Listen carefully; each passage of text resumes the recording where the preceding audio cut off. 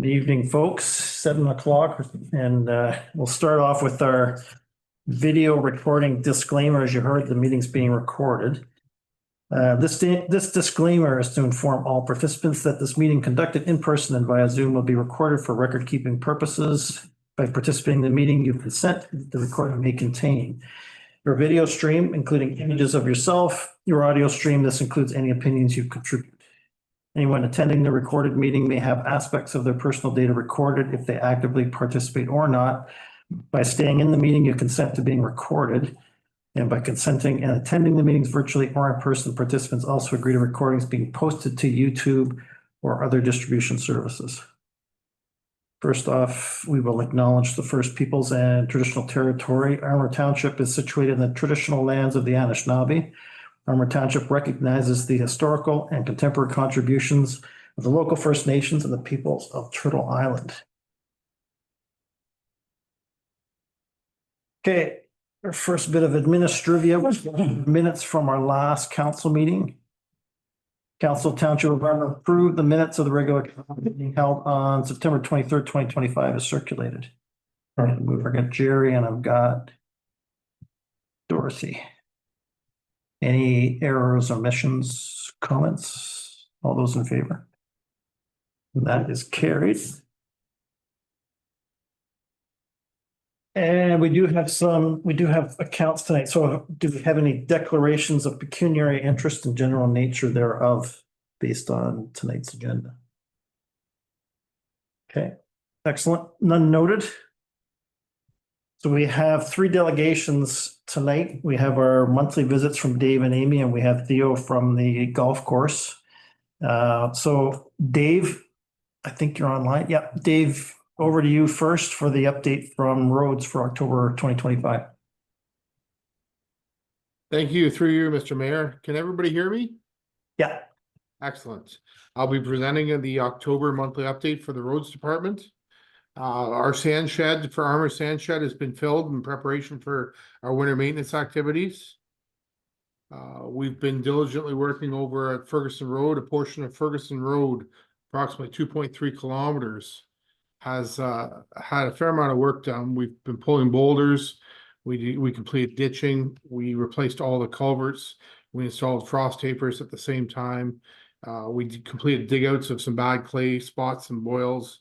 We tapered them out as well in efforts to improve the ride so it'll be smoother and should last a lot longer. The surface was pulverized and fresh gravel was placed on it. That's going to be in place to winter and allow things to settle. We'll have to grade and shape it up in preparation for new surface. New pavement will be installed early summer. We hope to get a tender out early and have the contractor completed by July 1st. It'll be after frost comes out, but hopefully before heavy traffic gets on it, so we won't have to spend the money on too much dust control. So it should make some people happy in the area, improve the smoothness of the road, and hopefully not increase the speed too much. Moving forward, we have the emergency repair that's scheduled to be completed October 20th. That's next week. That's the latest information we have from the contractor working on the Pickerel and Jack Lake Road Bridge. The emergency repair on the west side, the expansion joint that's come free. So that will be replaced hopefully next week. We have to get those dates firmed up. There will be lane closures required for that, and it will be several days long, upwards of 5 days. We hope to have good weather and have that moving quickly and in place before the winter. Notifications will go out to buses, emergency services, as well as to the public on social media and posted on Armour's website as well. An update on the North Pickerel Lake Bridge. The gravel's in place. Grading is scheduled to be taking place tomorrow with possible paving on Friday. Guide rail is to follow shortly thereafter. Asphalt, it may be before or after the contractor was giving me conflicting information this morning, but it should be open before the 24th. So it may be open next week or before the 24th. I asked that all safety measures be put in place for guide rail before the road is open. That way we don't have any safety concerns of traffic leaving the road in that area. But it looks like a nice clean product. It's very, very, very clean. It should last, well, it should last for a very, very long time. 75 plus years. It's a good bridge that is wider and taller than the previous opening. So it should allow more flow for the 50 and 100-year storms that may occur. As well, there's options to rehabilitate this bridge, maintain and rehabilitate this bridge to last a very long time. So should provide good value to our residents for many, many years. Moving on to our equipment, we have two pieces of equipment that are recommended for surplus and to be sold on Gov Deals. It's our 2007 single axle that's been sitting for last year or two, from what I understand. The tailgate is inoperable. It has a load of sand on, and a good portion of the underbody and frame is rusted. It just needs far too much work to get it back on the road. So that is being recommended for surplus. It's not being replaced. The 2007 rubber tire is being recommended for replacement. It requires just too much work. It needs bucket work. It needs another transmission. The pump has got an issue. It's just too costly to keep in operation. So we're looking to have that unit replaced in accordance with Armour Township's asset management plan. That machine is scheduled for replacement. Moving on, Armour Roads Department hosted training for pits and quarry certification. All operators entering a pit or a quarry are required to have certification under the pits and quarry and surface miner. And we had 7 municipalities represented at the training today. And that included training on the grader, excavator. Whitestone Municipality, Whitestone brought over their excavator. Ours was inoperable. Backhoe training and loader training. So that was good to get a lot of municipalities certified and get everybody trained up. We have some training. One of our new operators is getting chainsaw training tomorrow with the town of Brooks Falls. And that is the end of our update for the month of October. Any questions? Thanks, Dave. Wendy, go ahead. Dave, can we circle back to the North Parker Lake Road Bridge? I see that you're proposing that we don't do the paving to the top of the hill. I know it had been included in the contract just as a provision. It was an extra line item, and I actually spoke with Allison today to get the cost on that. What's your rationale with not proceeding with that now, other than cost?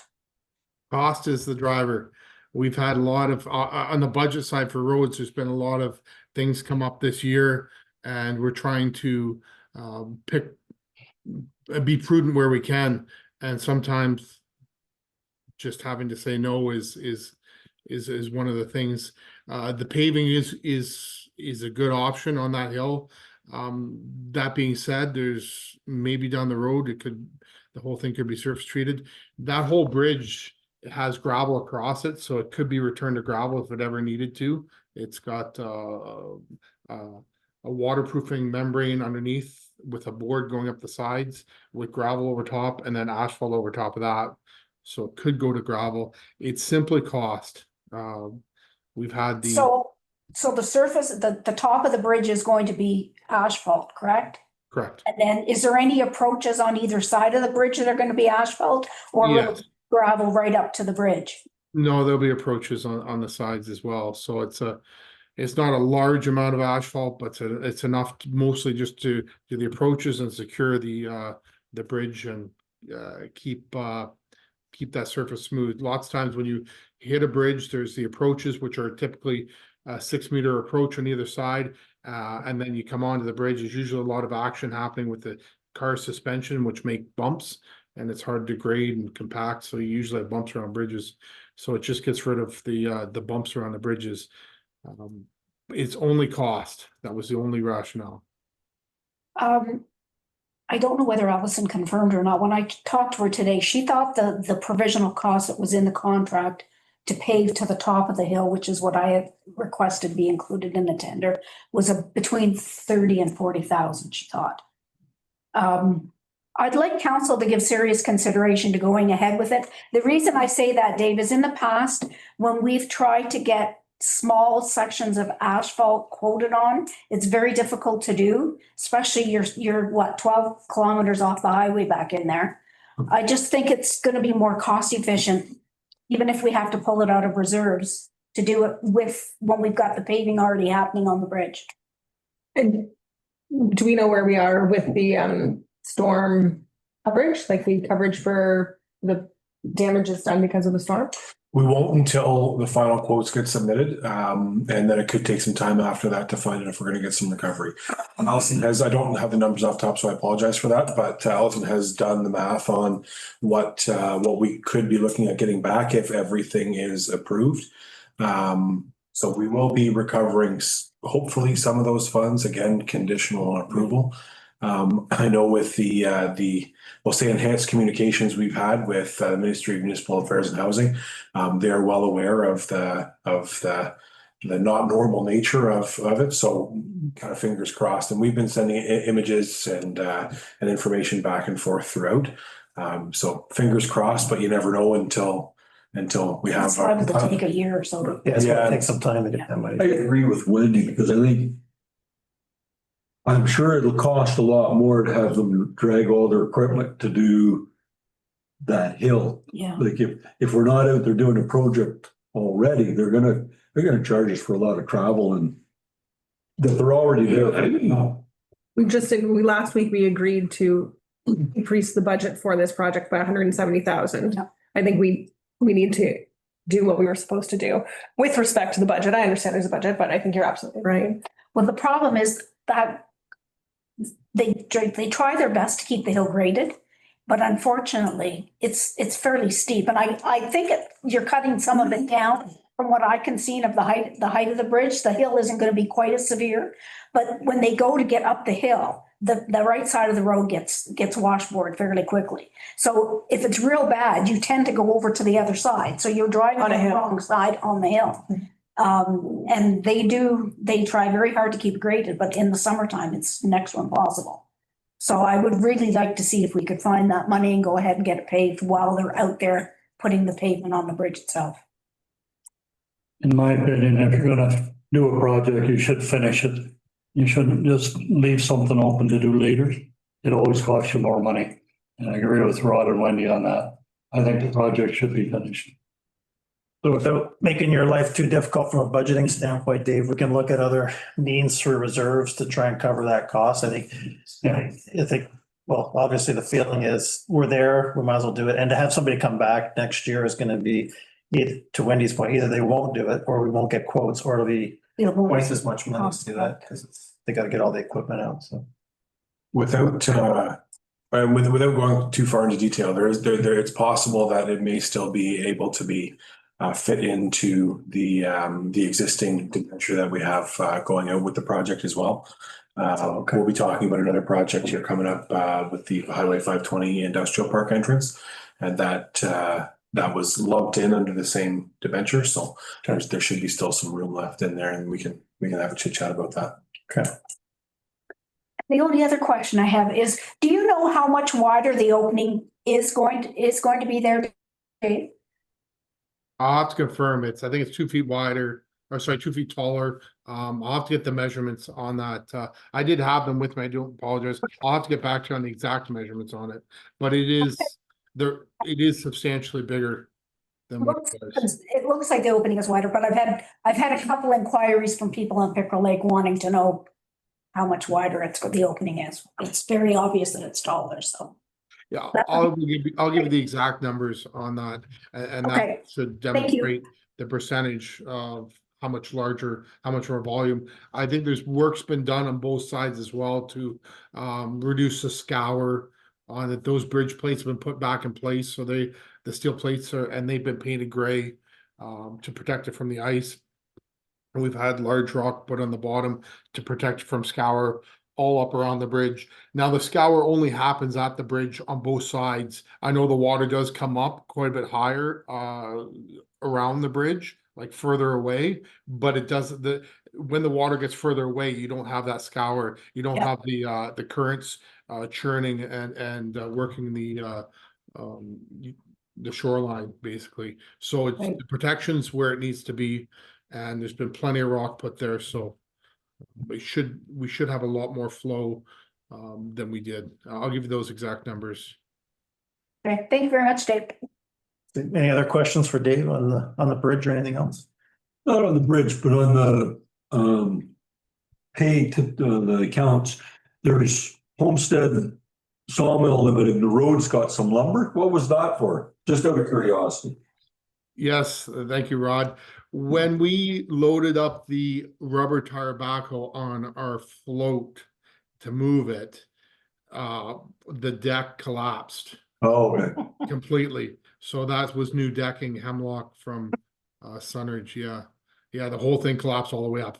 And then the other question was, somewhere I read that in our pit, we're gonna be removing dumps and topsoil and whatnot. We hope to. We have to look at the budget pretty close, but we'd like to put that out and see what the prices look like and see what we can get done. We need winter sand, and we have these two pits. It'd be a shame to let them go to waste. So I was just, light came off on me was, would we keep some topsoil? The reason I'm asking is, I'd like to do some yard work over at the fairgrounds, and we don't have any topsoil to do it. I just wondered if we were gonna be stripping, would we be keeping any? Or could the Agricultural Society get a load just to do some doctoring up? Just a thought. Yes, so through you, Mr. Mayor, the short answer is the management of a pit, the stripping will be done responsibly. So the pile of organics will be put in a place in such a manner that it will be available both for rehabilitation and for use as a commodity. So we need about 2 inches to cover the pit after we rehabilitate it. But as we bring material back to from ditching and different things, we bring it back to the yard. We're going to work on organizing how it's placed and stored in our pits. So down the road, there'd be an option for us to screen. So when I was in Perry, when we were working with the pit, there was quite a few areas that were stockpiled over the years, many years. That was all screened and put up large topsoil piles. Very nice stuff was put up, and that was traded for boulders. HLD came in, screened the topsoil, and there was some oversized boulders that were just too large for us to crush, and that was just done for trade. They took the boulders, they did all the work, and they put up our topsoil. So absolutely, we'll be putting that aside, and it's a valuable commodity that we should have available for the township. Okay. Other questions? Thanks, Steve. Appreciate the update on Ferguson Road too. So I did do an update on Facebook, and I think I got it correct. So it didn't cause you any trouble. So we do have 2 resolutions related to part of Dave's report around the surplus. So I'll read those in. Council Township of Armour hereby accepts the recommendation of the road supervisor and declares the 2004 Lieber rubber tire excavator as surplus to the needs of the municipality, and the equipment be posted for sale on govdeals.ca with the proceeds to be directed to the appropriate municipal reserve account. Sure. And Jerry, any other questions on that one? Favor? It's carried. And Council Township of Armour hereby accepts the recommendation of the road supervisor and declares the 2007 Western Star single axle plow truck as surplus to the needs of the municipality, and that the equipment be posted for sale on govdeals.ca with the proceeds to be directed to the appropriate municipal reserve account. Sure. Dorothy. Seconder, Wendy.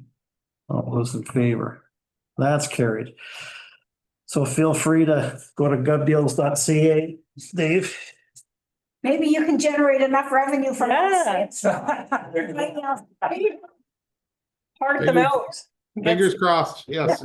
Between that and the topsoil, we're good. Yeah. Thanks, David. Thank you very much. Good evening. Have a good Evening. night. Thanks, Dave. Thanks, Dave. Okay, next up. We have Amy and the waste management report for October 14th. Amy, over to you. Well, I have brought my draft budget for everyone to review. I did highlight some accounts that were over budget. Obviously, equipment repairs was not over budget, but the rentals that I needed to maintain operations were. So.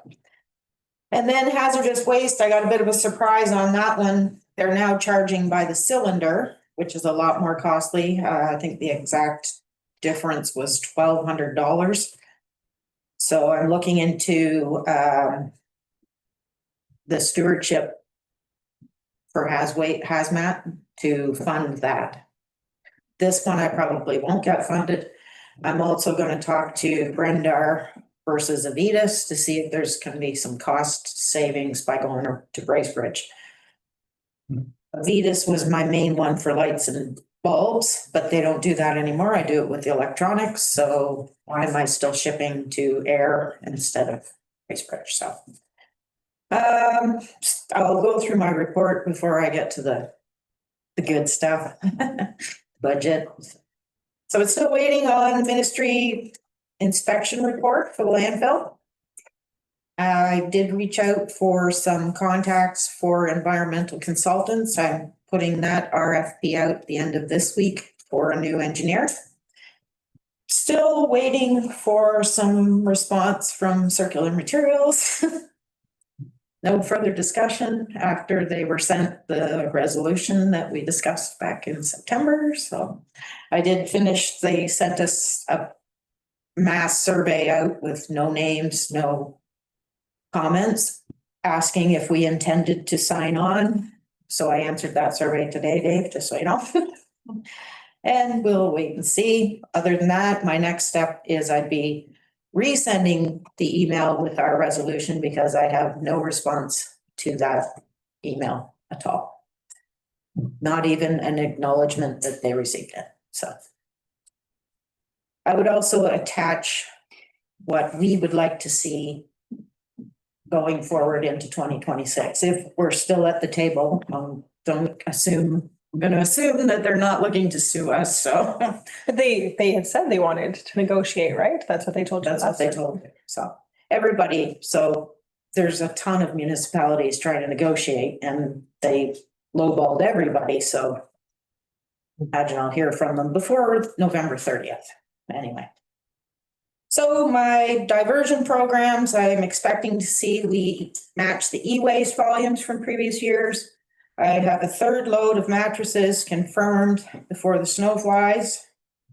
And again, looking into that money for the hazardous waste. Our blue box tonnage is pretty much on par. My 2025, I just give you a reflection of where we were at in 2024.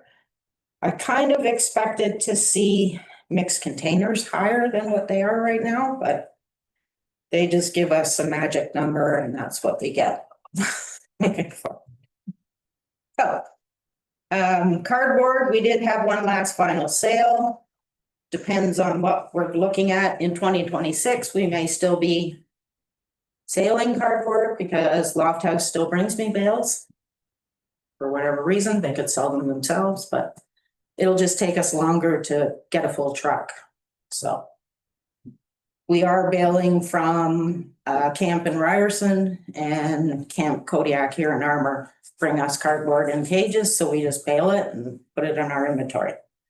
Which brings me to my next point. The IC&I, the commercial businesses in the area. A couple of weeks ago, actually a couple of months ago, when I was chatting with Denise, IC&I at the curb was going to be picked up. Flip that coin because they're not. I want to reach out to Denise to make sure that whether they've signed a contract with Circular Materials for the curb, whether they're included. Because if they're not included, what are they going to do? Are they sending them to us? If we are, we will segregate our commercial blue box from our residential and absorb that cost. I intend to bail cardboard. There's a saleable item. I already know that Waste Connections in Bracebridge will take our mixed containers, so there is a potential for revenue there. It just depends what the negotiations would be for that. I have to get back and chat with Denise to find out Burks Falls' situation there.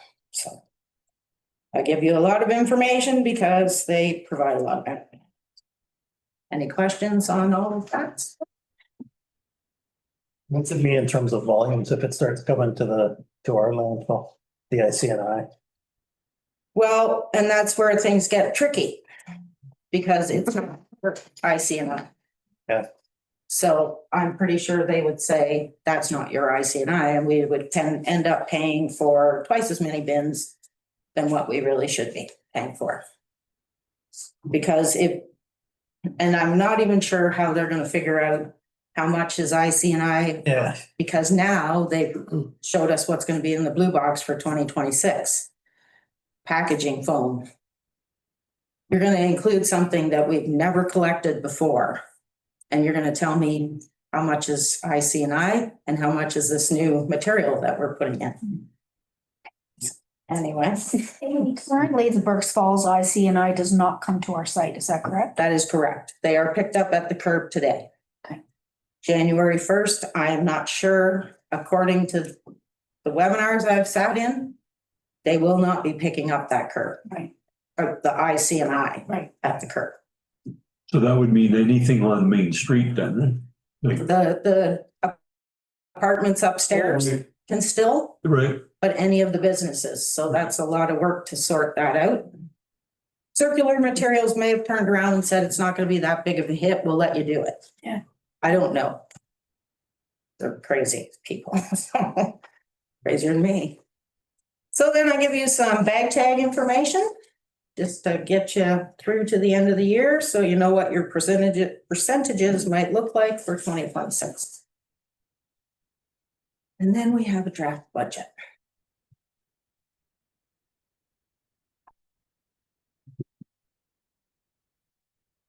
So it's not a lot different than what we had in 2025. It's a little bit of an increase. Mainly around wages. We estimated CPI for it because we don't have the final number. Put a little higher than what it made it needed to be. So that might be a light item I tighten up January. But everything else is pretty much as usual. With the environmental services, I've increased it a little bit until I get that RFP closed, and then I can tighten that up. But I do foresee it being a little bit more than what we've paid in the past. I've left a little bit in there for capital. So landfill compactor, that's the fire suppression system. Put the machine out should, God forbid, anything ever happen. And then a little bit more because there is another pole on that reuse that needs to be repaired. But other than that, it does come in. Oh, and I've put in some sale of equipment because that self-contained compactor is not a saleable item. It'll probably go for scrap at this point. Which I am gonna probably move a couple of things up the hill and sit on them till the price goes up in the spring. Get a better dollar for it. And my only other thing is I'm strongly considering knocking down the Quonset hut to get us some more room for everything else that needs to go on there. The mall. The mall. I would like to get back to the big mall is my thing. With, yeah. I'm kidding. So I don't know if this is a decision we would want to make. I know Councillor Miller in Ryerson is very interested in having chats about what we need to do and why we need to do it. So I just looking for direction if that's something we want to look at. We couldn't use the Quonset hut for something else, like repurpose it. It has to be taken down for the space. The space is one thing. It does have some damage. So I came to council last fall with the building inspector saying he's got his concerns with it. So I've put money into the pole barn, so I would not want to take it down at this point. I would like to get back to using it as the reuse. The Quonset hut is the thing that's sort of bottlenecking everything down to the waste disposal sites. The other thing is that big steel building on the other side of the driveway. What purpose does it have now? Do I? And what is that used for now? The Well, mall. no, the big steel building on the other side. So we still have balers in there? That's where your bale cardboard. Yeah, The one to the left when you're pulling in? yeah, by Okay. the gate. There was an addition made to that building, so we could potentially take off that extra, just have the main, but that would be anywhere I'd store cardboard, electronics. It's had 2 additions on it over time since the end of the 80s. What do you want to do with I'm just curious. I see anything with a roof is valuable. I'm just curious as to, And that's the thing, maybe we should set aside some time where maybe we have a site meeting and say, what is this for? And what is this space for? Because we are having more and more conflicts at the site because of the traffic flow. Another one on Monday with a counselor from another municipality and their residents. Which almost turned bad, but we resolved the issues. We'll need to follow up a bit, but it's a bottleneck. can I make just an observation? Yep. A comment? The staff, when you pull in, they're not as bad as they used to be, but in the like, it wasn't long ago that they would stand beside their little booth and you were to drive over to them. The new lad that was there got his nose out of joint one day because he didn't know me and there was nobody there, and I pulled up beside where the paper bins were, and I could tell he was a little bit annoyed, but I thought, I'm not stopping here and driving over there. And then he was informed who I was, and it calmed down. But what I see is for the bottlenecks, people go over to them. And then they're stopped there, and they're either parked there carrying their stuff over, or they turn halfway. Like, to me, the bottleneck is our staff is to the left and people's stuff have to go to the right.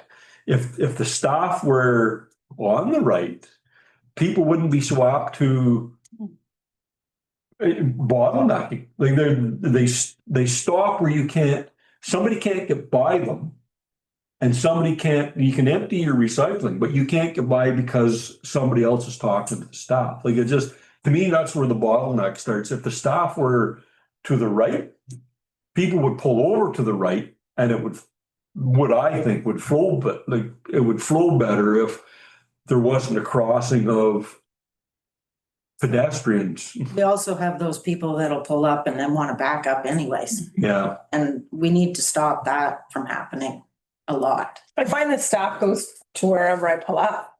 And when there's multiple vehicles, they do. And they So part of the issue that I had last Monday was the truck that pulled in with a trailer pulled up in front of the recycling bins. They had no recycling, they had construction. So why did they pull up there? That's the first problem.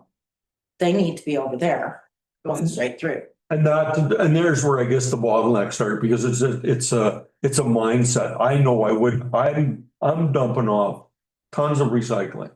I'm not gonna park over on the left-hand side. And the same goes if I'm going down to the landfill without recycling, I would keep to the left. But I mean, you're not gonna stop that. Just presuming people can make things work in their own mind, right? Like they're always gonna have somebody that just doesn't know how the flow goes. Oh, I know. Oh, yeah. Throw those in there and it gets real fun, real fast. And then the dump is like somewhat exciting if you have only ever had curb service, right? Like we love a good dump out. Yeah, so to add to that, Rod, I had also considered going the other direction. Put everything over to the other side. So that you're not crossing that. So coming out, you're crossing at the top. Right. Coming that way and then back out that way. Makes more sense, really. Garbage first. Well, we'd take all the bins and move them over to that side too. Side, yeah. That's a narrower driveway now. Yeah, I mean, all that would, every time that there's a crossing of bodies or vehicles, you can see the congestion's kicking in. Yeah, you're right, keep to the right. How frequently would you say there's more than 4 vehicles in there at a time? Depends on what time of year it is. Depending what time of the Last day few it times is. I've been in. So I do have some more, I have other work that I'm doing. I'm getting some trees taken down in the parking lot. Some other things I'd like to look at, but we need to get more room so that those people that pulled up to the right can now pull past to those bins over there. That was my thought with the Quonset hut. So you need more space for the fiber and container bins. And you're not really using the Quonset hut Other than for, for Whoa, products and, it whoa. has nothing to do with Blue Box now. Yeah. It has a lot to do with diversion, but we could do diversion in other areas as Yeah. well. not the mall, the Quonset hut. The mall is the Quonset hut. That's where all Right now. So I wonder, Amy, if you want to maybe draw up what your ideas are. It might be good for us to go over and have a site visit. Those are, and we can. Yeah, I'd go out there on you're before February. Well, and I'd like to ask a couple from Ryerson to come along as well. Well, we used to do fairly regular site visits when we had a waste committee, Yes. and that meant that there was reps from all 3 councils out there. Yeah. And I dragged them out there numerous times. this is my thing, like, as the administrator, I can get my Yeah. wrench and start taking that Quonset hut apart and it'll be gone by Thursday, but I would like your opinions. My children will be devastated. But I'll come back with that. Okay. Stuff, You try do have a meeting out there, pick a day that they're not open. Yes. Do you not think it would be beneficial to have it open to kind of get an understanding of what's happening? Then we'll be part of the problem. Yeah. True. No, what's both sides. Okay, so anyway, I have a draft budget in front of you. Yeah. Any comments, questions? I don't see any red flags here. I had a quick question, Amy, on, I noticed the monitoring had jumped up a fair bit. I just wondered if there was if that's because of, we're getting closer to end of life or just the costs are going up. So my engineer is retiring. It's that cost that's, It's an unknown right now. okay. I have a strong feeling that we will not get it at the same price that. With that said, there's also companies out here now that would take the time and initiative to take a look at our site and say, yeah, this is how you redesign it for Blue Box. Something Jason's never, he's only environmental when it comes to landfill. And he doesn't do anything Blue Box. Okay. Makes sense. Other questions for Amy? I didn't have any. All good. You got a good crew. It's an art. Like, it's truly, it's incredible. I can't make sense of any of it. You make sense of all of it. It's incredible. We do have a resolution for the draft budget. Council Township of Armour approved the 2026 draft waste management budget as presented. Furthermore, that the draft waste management budget be forwarded to the Village of Burkes Falls to be included in the agenda for the Monday, October 27th, 2025 Tri-Council meeting. Sure. Rod and Dorothy.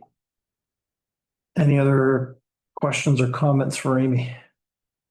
All those in favor? And that is carried. Thanks, Amy. Anything else you wanted to chat about? Okay, thank you very much. You're welcome to stay as always.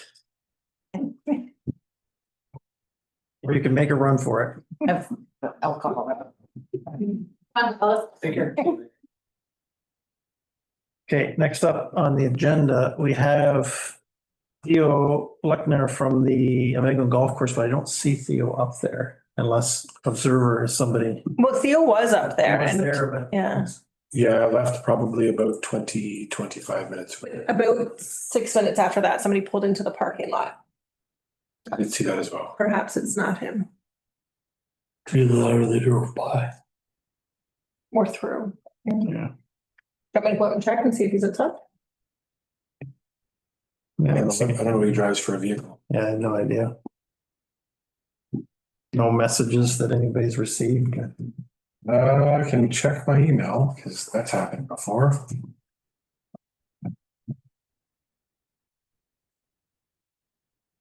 Dear Charlene, I tried to attend and was able to connect, but my computer video and sound did not work. I left them. I will see Dave about the issue. We will not have a deal. We want to have a discussion about this since we have Cam and. They just sat for a while, so I think we Yeah. should. So I guess we can get some more background from you. Clearly, council's not going to take a stand in terms of questioning what you guys are doing. You've got a job to do. He's escalated the issue, but I don't understand what the background is other than the fact that he's been given opportunities, from what I understand, to rectify the situation. Yeah, that's correct. It's hard to speak about specifics, but it's we take an approach we take with everybody we deal with. Present the work, present us a game plan, see through it to the end, and I think he's had an opinion of his side of things that he wanted to share with you guys, but When I spoke with the gentleman here earlier last week about coming out, I think the intention was to be available should council have any questions with respect to what Theo was going to bring forward, and moreover just to bring back to prepare some responses just in the event that I mean if in speaking with Cam, there's a fairly extensive record of communications that have happened, and a pretty thorough flow of steps that have been taken to get us through to here. So I think the note was that if some questions came forward, that they could prepare their response based on that, but more or less just to be able to respond to what would have been actually said here. So I'm seeing the date of 2022 on almost everything. Is that? there was a bunch of orders issued in 2022, and now they've been reissued. More inspections have happened in 2025. But were the recommendations or the orders met in 2022? Certain things, and then there's certain exemptions due to COVID. Okay. that We gave a longer time frame. Okay. So the orders being made now are new orders, not Yes. these ones from 2022. Okay. So it sounds like he'll reach out to you again. He's already talked to you, I presume, or has he? He spoke with me. My commentary was very similar to what you had mentioned. I'm aware of all that our staff here have done, as well as these gentlemen in terms of follow-up, and certainly noted that I was in support of the action that was being taken, and was happy to listen to his comments on what was moving forward, and recommended that he come and present to council if he didn't feel as though he was getting what he had hoped for from staff and from these gentlemen. So yeah, it's I don't know. I'm not entirely sure what he is hoping that I will resolve. However, happy to listen. And I think it was stated in one of the emails that there is a group thread of everybody involved, including Joe and Cam, including bylaw, including building, just to keep the access points for information open so everybody sees where things are going. Obviously, we don't want to have any. I think everybody's been very good to coordinate trips out there to give all of the information and make sure all expectations are clear and everybody's speaking in the same language. So I'm not sure why he doesn't want to follow that channel. I will be asking that question. As far as I'm concerned, the team that we have gathered are excellent resources for meeting the needs for safety concerns and everything else. But we'll see what he has to say, and I'm sure we'll be following up shortly thereafter. Yeah. So, I mean, we can extend the invitation to him for a future council meeting if he wants to take a crack at it. Or he's free to certainly talk to Dave. If he wants to talk to me, I'll listen, but I'm not going to pretend to know all the ins and outs of what you guys have been doing. So it would just be a case of kind of hearing him out. So. And there was another meeting booked prior to this with all the department heads of all the departments that have issued or orders against property. And unfortunately, he wasn't able to attend right at the last minute. He had to back out of the attendance of that meeting. So there has been multiple pathways of communication opened. So at this point, he understands what needs to be done, and he's been given a timeline for what has to be done. Yeah. So from your point of view, you've already taken those steps. So. And there has been an external contractor hired to perform some of the tasks that were out there. I think that instigated the desire to speak to council this evening. And so it's continuing to evolve, but the expectations have been made clear, and kind of the chain of actions has been firmly established as well, whether all parties are in agreement. We've had that. So was his desire to speak with council due to the financial consequences of some of these things?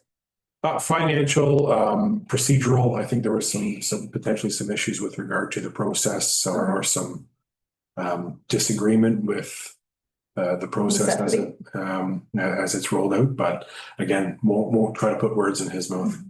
I'm just reading what he like. I would say that even within that email, there would probably be some good information that could be provided from from the team that's helping him with this. I wouldn't necessarily, based on what I've heard from our staff and from all parties involved with this, that may not be a fulsome representation of all the things that have. We all see different things when we look at something. Yeah. Well, maybe at the next council meeting, you'll be able to update us on perhaps a happy ending. Well, hopefully. Hopefully, I think that the reality is it's been made fairly clear that for safety and other concerns, there are some things that need to get done. I think everybody agrees that it's a tourism asset in this community. It's been great to have. I personally enjoy playing 9 out there. I'm not the Jerry Brandt caliber of golfer. But it's a great track. It's been well maintained, and hopefully there's an amicable resolve to all of it. Yeah. Appreciate you guys coming out. Sorry that we weren't able to talk to what we were supposed to talk to, but appreciate it. Thanks for us. Is there any questions or comments? Is there anything we need to know moving forward? No, not much that we can really share at open council. That's the other thing. Like, we can only speak to any direct concerns he had. So if he is willing to come back to another meeting, we're happy to come back again and sit in on it and be able to answer any questions or concerns that he's brought forward. So okay. Appreciate it. Thanks, guys. Thank you. Have a great night.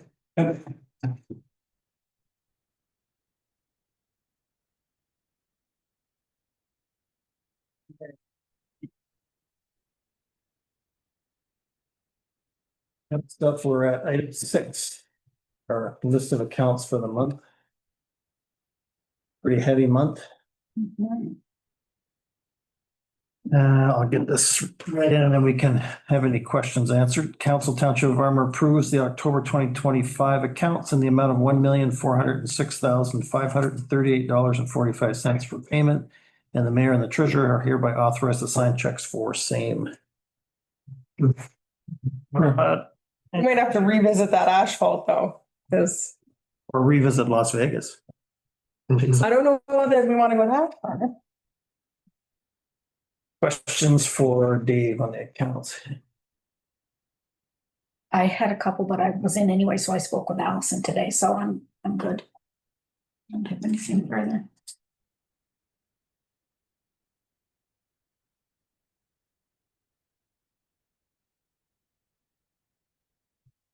I don't have any on this one. Other questions? All those in favor? Pay the bills.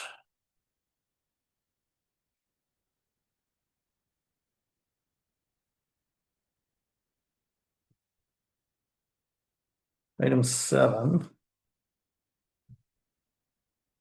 The severance application for Taylor on 212 Owl Lake Road. Pull up my. Resolution reads as Township of Armour hereby support the severance application BO 44-25, part lots 12 and 13, concession 1, 212 Owl Lake Road, submitted by Wayne and Shirley Taylor, subject to the following conditions. The reference plan or other evidence discloses that the severed property contains a road deviation maintained by the municipality as a public road. The applicant shall survey and transfer such road deviation to the municipality. The applicant can convey required cash in lieu of parkland dedication to the Township of Armour as per current bylaw. That should consent approval for the retained parcel be requested by the applicant, whether upon application or by amendment to the conditions approval. The requirement for cash in lieu shall apply to the retained parcel as well. And that the township's road supervisor confirm that a suitable location for a new entrance on the proposed severed lots can be properly constructed to municipal standards. Should signage be required, such as hidden driveway signs, that the applicant cover the cost of the signs and posts, and that the severed lot be conditional on a minor variance to recognize the substandard frontage of 30.89 meters on Owl Lake Road. Get a mover and then we can get Rod, seconder. Dorothy, questions for Charlene on this one? So there's some information from the applicant's planner as well as from Bob Miller. I believe, is this the one? Yes, there it is. Any other background on this one, Charlene? Or? There was some back and forth, but in the end, the two planners did agree that a minor variance would be acceptable. Sense. I mean, you could go with the rezoning requirement too, which, you know. Is my preference. Rezoning is more, minor variances kind of get lost over time because they're not really tied to the property. Minor variance for me go towards more like building if you can't meet a setback. Right. We have done minor variances for consents in the past for Mulligan on Doe Lake, but we've also done the rezoning, for example, with Allen. Yeah, for staff for having the undersized frontage. Undersized frontage, I prefer to see through a zoning amendment that just, it becomes part of your bylaw. It's there, it's evident. I mean, I don't like the whole appearance of this lot, to be honest with you, but it is what it is. I mean, it's because of the lot in front. Yeah, I don't like to see these, parcels at the front and then, Yeah. You got people up here and then you got people that own property behind them and it's kind of messy, but. It's sort of a flag lot, but it wasn't Yeah. really a flag lot. Yeah, exactly. Well, the other concern, the initial conversation between the two planners was the fact that it fronted on Magnetawan River. So then you had that through lot provision where you're supposed to have the same frontage on the roadside as you are on the waterfront side. You can't do that with this one. No. CN Rail runs along the west side of that property, although it's already existing with buffers and berms and whatnot. We'll see what CN Rail has to say about it. Do you actually get comments from CN these days? They'll ask maybe for something to be registered on title as like a consent agreement when it comes to development, but the site plan control is certainly something that CN Rail has the authority in, but it's already a developed piece of land. Right. Why are they between part 2 and part 3? Why would they not just increase those lot sizes? Is it for a total frontage on the whole property? Part 2, and then there's I'm just trying to tidy up the lines. But would it not be tidier to just add to part 2 and add to part 3? And have more of a flagpole on the other side? I don't understand what you're saying. She's saying here, part 2 and part 3, they're owned by different people. That's a different lot. Somebody else's property. Oh, so Yeah, So so this is the lot. we're looking at this lot here. This one is the severed. And this is. Isn't that what is they're gonna trying be to make? retained. No, No. that's severed and that's And retained. retained, these are already severed years ago, owned by other people. That's what I mean. It's oh, a so it nasty- already looks like it's a that? nasty- Like it's already. Oh. Yeah, it's a nasty looking piece of property, but anyway.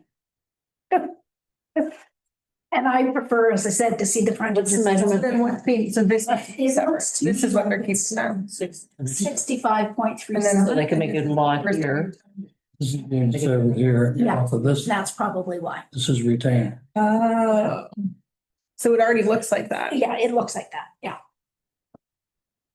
But our planner is suggesting a minor variance for the undersized frontage as well, so, Either or, yeah. but So you'd rather see a zoning exception so that it's actually. Zonings are clear, they become a permanent record in your zoning bylaw. Bylaw. And there's no question if a staff member at the front gets an inquiry, it's just very easy to find zoning amendments and the details of what's exactly involved in a zoning when amendment. you go into CGIS, it doesn't necessarily flag the minor variance files, but the rezonings, it will. They're It'll right color there. code it. And for you guys, it's right there in our book, like you'd see it right away. Yeah. You had to look it up. Now, it's a little more costly for the applicant to do a zoning amendment than. Minor variances are about 700, but they still have to do the survey. They're gonna have to do it We anyways. have to do a survey, Rezoning is about 2,000.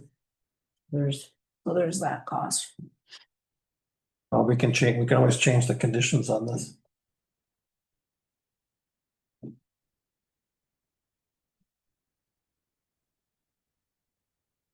We've already set a precedent by allowing some of them through minor variance, so that's the problem that we have. I'd like to see them all as zoning amendments, but that hasn't been the case. We have allowed some as minor variances, so. I think if you can create a case for why you shouldn't, then there's a reason why we need to do it with the. Yeah, see, the legal frontage on this is the Magnettawan River, correct? mhm. Yeah. So, I mean, if the legal frontage was the road, that's a different story, but it's not. The legal frontage is Magnettawan River. And that's adequate frontage. Okay. Well, I guess it's gonna come back to us as a minor variance anyway, for further discussion. Yeah. Okay, we have a mover and a seconder. Any other questions on this one? All those in favor? That's carried.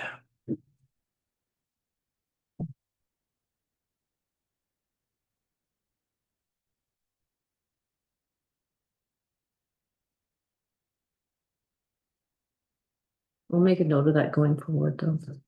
Receipt from planners requesting if this comes forward, the rezoning is preferred.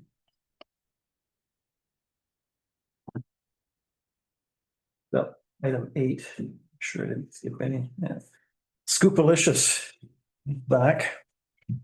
So we will read in the resolution, discuss the changes on this one. Actually, Rod didn't hear the discussion on this one. I don't think this was in our last meeting, so. Council Township of Armour have read and approved bylaw 55-2025 being a bylaw to enter into a lease agreement with Lynn St. Martin operating as Scoopalicious for part of Doe Lake Municipal Park and repeal bylaw 37-2025. That we authorize the mayor and clerk to sign this bylaw and affix the seal of the corporation there too. Any mover? Wendy. Seconder, Dorothy. Oh, Just pick Jerry, it's fine. No, I'll pick Dorothy. okay, all right. Age before beauty, it's fine. Next one. Okay. I said age before beauty. So in our last go through with this, they had proposed putting a more or less permanent structure up. And council felt that it should be something more temporary that could be moved off the property when it's not in use. So I believe that's what they've come back with in this one. That's the only change is around Yeah. that. Yeah, so he's scrapped the idea of having either a semi-permanent or removable structure, like annually removable structure. He kind of felt that might be the way things were going, so he started looking at other options. So he's going to build that structure on a flatbed and something that can be brought out at the end of the season. He will put it up on blocks throughout the season, and then remove the blocks and carry on from there. So basically, all I've added in there is that all of the authorities that would approve various things from food to fire to transportation be seen. Had no issues with that, and the only other thing he brought back was that he'd. I did tell him that it's approximately 30 by 50 in terms of the lot that he gets.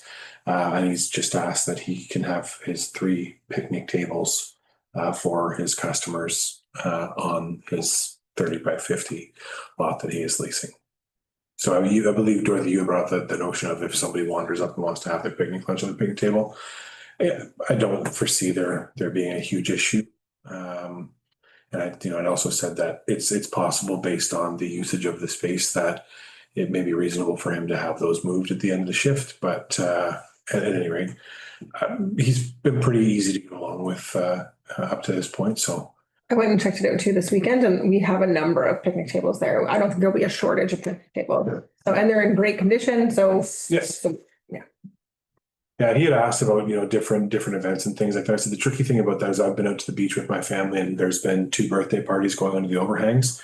And I said the reality of it is that if somebody frees up from a picnic table because they're going for a swim, and my family and I want to have our lunch there, they can't kick us out. Like, they'll wheel in their barbecues and the whole deal. And so until there's a complaint, as far as we're concerned, there's not really a problem.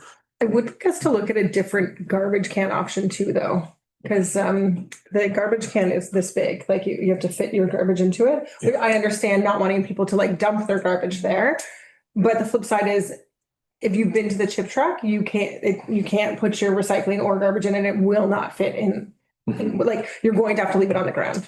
He had asked if the one garbage can that we had out there was going to be the only garbage can that we'd be keeping, because he said it does overflow, and he personally doesn't like the look of it. And he has a container for that is emptied regularly for Scoopalicious. He said he would have no problems if we didn't have a problem collecting some of it and taking and disposing of it. He was pretty well open for just about anything.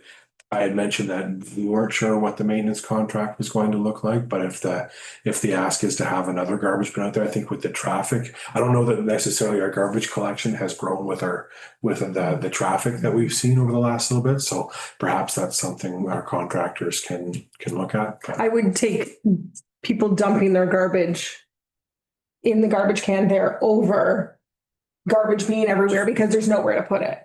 And I mean, the bear containers are quite large, but like, they've got the special bear lift, that's perfect. Everything fits in there if you want to open it up and throw it in, right? So. Other questions for this one? All right, we have a mover and a seconder. All those in favor? Scoopalicious is back. I look forward to seeing how the trailer is decorated. Yeah, knowing how he's done things, it's gonna be great. I think he's smart for having a hot dog cart too, instead of trying to outfit the building or the structure of the trailer to just brilliant. Okay. Council Township of Armour have read and approved bylaw 56-2025, being a bylaw to confirm the proceedings of council at September 2025 meetings, and we authorize the mayor and clerk to sign this bylaw and affix the seal of the corporation there too. Sure. Rod. Dorothy. Meetings from September 9th and 23rd. All those in favor? That's carried.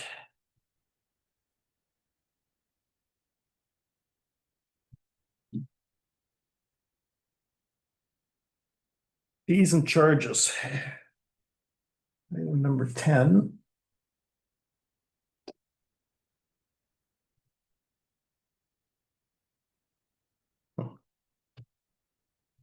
The Council of Township of Armour have read a first and second time bylaw 57-2025, being a bylaw to update the fees or charges for services provided by the Township of Armour and to rescind bylaw 42-2024. Sure. I got Jerry and then I got Rod.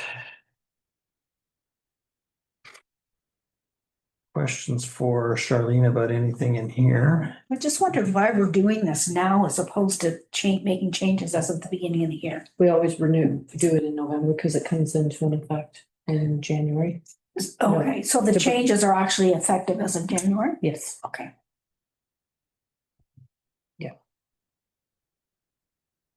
Don't make your meeting in December too heavy. We only have the one. Yeah. Nothing major here, Charlene, that jumps out that you want to? No, just reiterating what we said a couple weeks ago was that instead of increasing every year, we're slowing it down. We're Yes. getting out of whack with a lot of municipalities. I could see that some of them are holding for 4 years, some are holding Yeah. for 2 or 3, yeah. Especially the lifetime dog one Yeah. is way out of whack. Saying dogs don't live that long. They live too long. We don't get our money's worth. Yeah. There's somebody out there that just keeps naming their new dog the same thing and just keep trying. Yeah. Especially if it's the same breed. Okay. Like that's a huge chihuahua. All right, we have a mover and a seconder. All those in favor? That's carried. Bring that back to the third reading next. Next one. Sure.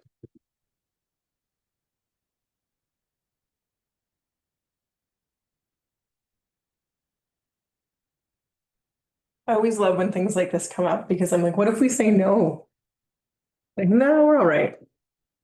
And it stays the way it is. I mean, if we don't agree to take a loan. Oh, on the long. Yeah, like Yeah, too late now.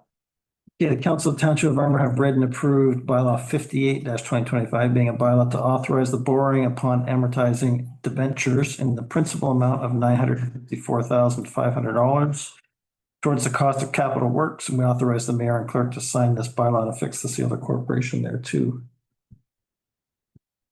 Okay, I got Wendy and then I got Dorothy.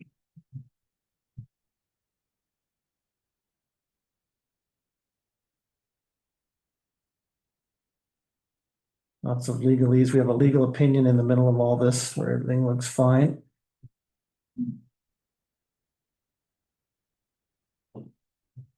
4.1% interest rate hurts a little bit. It's changed. normal. 4.1 even at this point in time for a, Oh, Well, this is Infrastructure Ontario, right? So it's a government, so it's not high for a government loan. probably not. Competitive.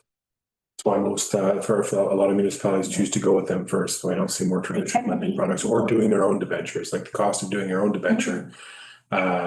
Which many small municipalities don't get into the habit of doing. For the processing and everything else, you can pretty well guarantee that their rate's gonna be pretty on par. Or like, I should say, pretty competitive with what you would see otherwise in the market. We also have a critical mass problem unless we're issuing our debentures out across, let's just put it this way, it's easier to have them go through. Okay, fair. I just, 4.1 does seem high for a government loan. Okay, any questions for Dave on this one? So the Highway 520 Industrial Park, this amount aligns fairly closely with the tender, does it not, for the work that? What you're not seeing in the tender is or what you're not seeing in that documentation is the NOHFC grant that we have that is assisting with some of that. So the tender that you're going to see coming forward, we are eligible. It's an eligible expense up to 50% under our NOHFC program. So where you'll see the tender coming up here, we're only getting the debenture for half of that. Right, and the Enbridge that's strictly for gas, correct? Okay.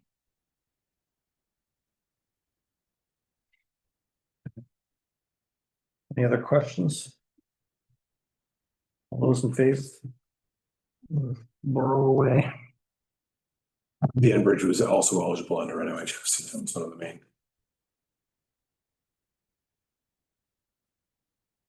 Okay, and the last bylaw is a site plan agreement. Item number 12.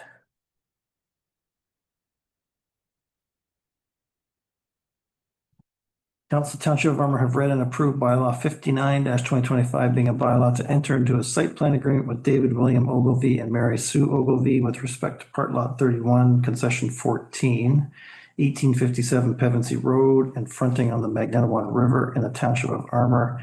We authorize the mayor and clerk to sign this bylaw and affix the seal of the corporation there too. Dorsey. Seconder. Good. Rod. First saw this when I was trying to figure out why we were doing a site plan agreement, then I realized it was on the Magnetawan. Yeah, and when I Google mapped it, it like didn't look like that, but the little target wasn't in the right spot again. Any questions for Shar on this one? Okay, all those in favor? And it's carried.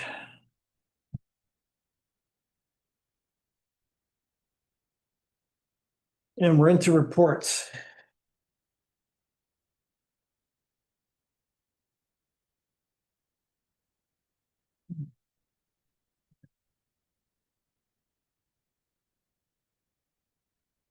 First up, we have planning report for October. I have a question on this one.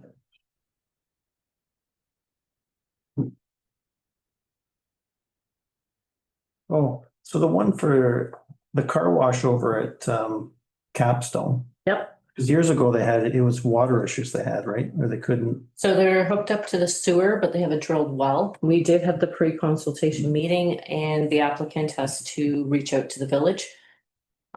Just to determine water usage, consumption. The applicant's also investigating different options with basically the recycling of water, which is, I guess, something that they do in St. Catharines. The only problem is in the winter, they can't do that. They can't recycle the water because of the salt. Oh, yeah.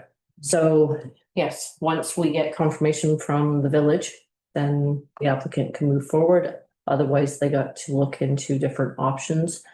We did have Chris sit in on the pre-con as well from Tulloch. The option of connecting it to a sewer or connecting a sewer, putting a sewer in for the existing facility and then hooking the car wash up to the sewer and possibly drilling a second well. Lots of potential options. We just know they can't. North Bay Mattawa's not going to want a sewer hooked up to a car wash because that's not the intent for the septics, right? Yeah. Or sorry, the septic. So right now, yeah, so they're on village sewer, Not water. but they're not on water. I wonder how that works for billing because the sewage is just equal to your water intake. So if you have 1,000, if you bring in 1,000 liters, the sewer assumes you took out 1,000 liters, right? But if you didn't bring in anything, yeah, how are they metering it? Thank you. I wonder how it's being metered. I'm not too sure. It would have been an agreement with Derek anyways, right? Yeah, they must have had something in place even when they started up. Sure, they would have assumed what the flow rate was and either that or charge them agreed upon whatever ratchet that would come in based on the folks that have in there. So if they, yeah, I would assume they would have just, it's just, I don't think it would change a static number and they would lump them in at something similar. So this one is coming through as just basically an addendum. It's not a new site plan. It's just sort of. Yeah. Well, that would be exciting, a new car wash. I just wait for the rain right now. Save poor Brian from washing his company car, his township car in his driveway. Oh, really? Oh. Yeah, washes it in his driveway. His power washer. Pretty soon we're going to be expensing power washers for staff. It's kidding. Yeah, I like it when you looked at like, that's a joke.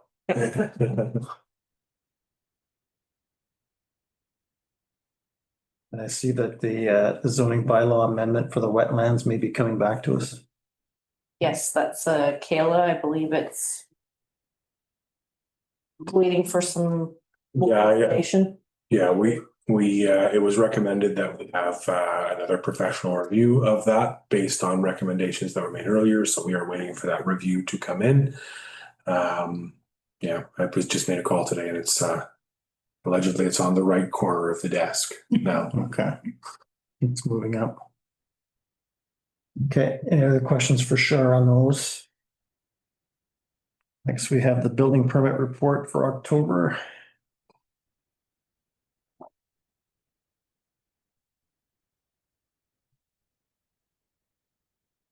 Anything we want to feed back to Taylor or Doug?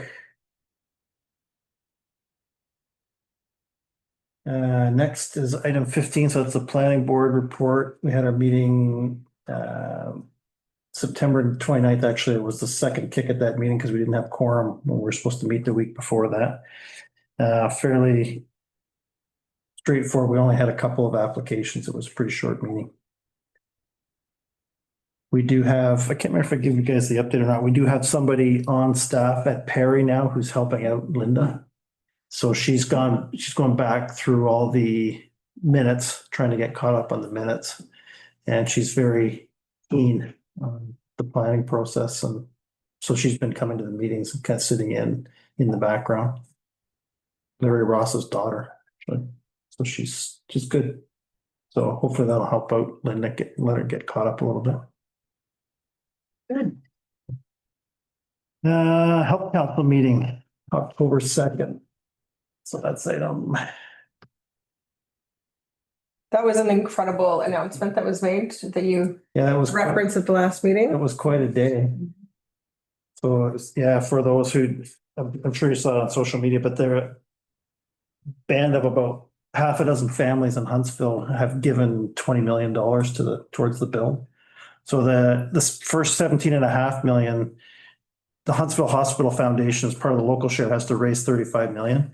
So the idea is they're giving 17.5 and they're essentially matching everything that comes in. Okay. So if they raise 17.5, they'll have hit their $35 million goal. And then the other 2.5 million is for, it's available anywhere in the whole catchment area, and it's for training of doctors. It's like an annual, trying to think of the word. Like, is it like a learn and stay if you agree to No, come back not here? like that. Okay. No, it's more like, Like a per diem? it's the idea is it's 250,000 a year, I think. Yeah, 250,000 a year for 10 years. And Oh, like a grant, yeah. it's grant money. And it could go anywhere in the whole Right. catchment area. So very generous. And they'll name Bob Hutchinson as he turned 99 that day or the day after. They had a birthday cake and everything for him. So the hospital's going to be named after Bob at the insistence of the other families because he's done so much for healthcare. So it was a nice announcement. I'm sorry, going back to the 250,000 a year for what? What will it be used for? You said it can be used anywhere in the catchment, but to pay a doctor. It's specifically for training. So it's to get somebody trained up to stay in the community. So the idea is to help them with like a bursary, Okay. to help them get through whatever training they have to get through. I don't know specifically how it's going to be used. Okay. It's at their discretion, but it's 250,000 a year for 10 So years. it could help for trained specialists. Yeah. That are required in the area. Incredible. Exactly.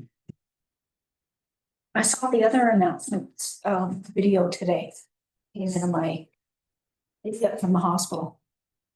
Which one was that? Well, you're in it. It's. Oh, yeah. So we did that back in July or so. Yeah. Yeah. So it was actually, they did a good job with it. I wasn't sure if they were going to release it, but it's getting a fair amount of play now. I signed up for the newsletters and it just popped up in my email. Yeah. Yeah, it was good. Yeah. It was very good. And they covered the whole region, which was, Yeah. it's nice. I'm glad that's Talks nice that they about asked both new builds and, you know, what What it's it- gonna do for the what it area. means to the communities. Yeah. Yeah, it's excellent. Health Council meeting from October 2nd. So we actually went through our survey results, which was very interesting. So Shelley Vandenhuvel's been doing some of our strategy work, and she did the survey and she summarized it, and the charts don't, it's easier when you can kind of hear Shelley talk through it, but the bottom line is the conversation went to what everybody seems to agree on is we need more doctors. So the fact that this group here in Burke Falls they're basically capped at 5 physicians. We've got a physician up in Sundridge along with a few nurse practitioners, but it's still not enough. The wait list is still there. Our wait list has dropped pretty significantly. It's somewhere around between 400 and 800, not sure exactly. But what Shelley's saying is it still doesn't take into account there are people who aren't on the wait list who should be, like they haven't put their names on.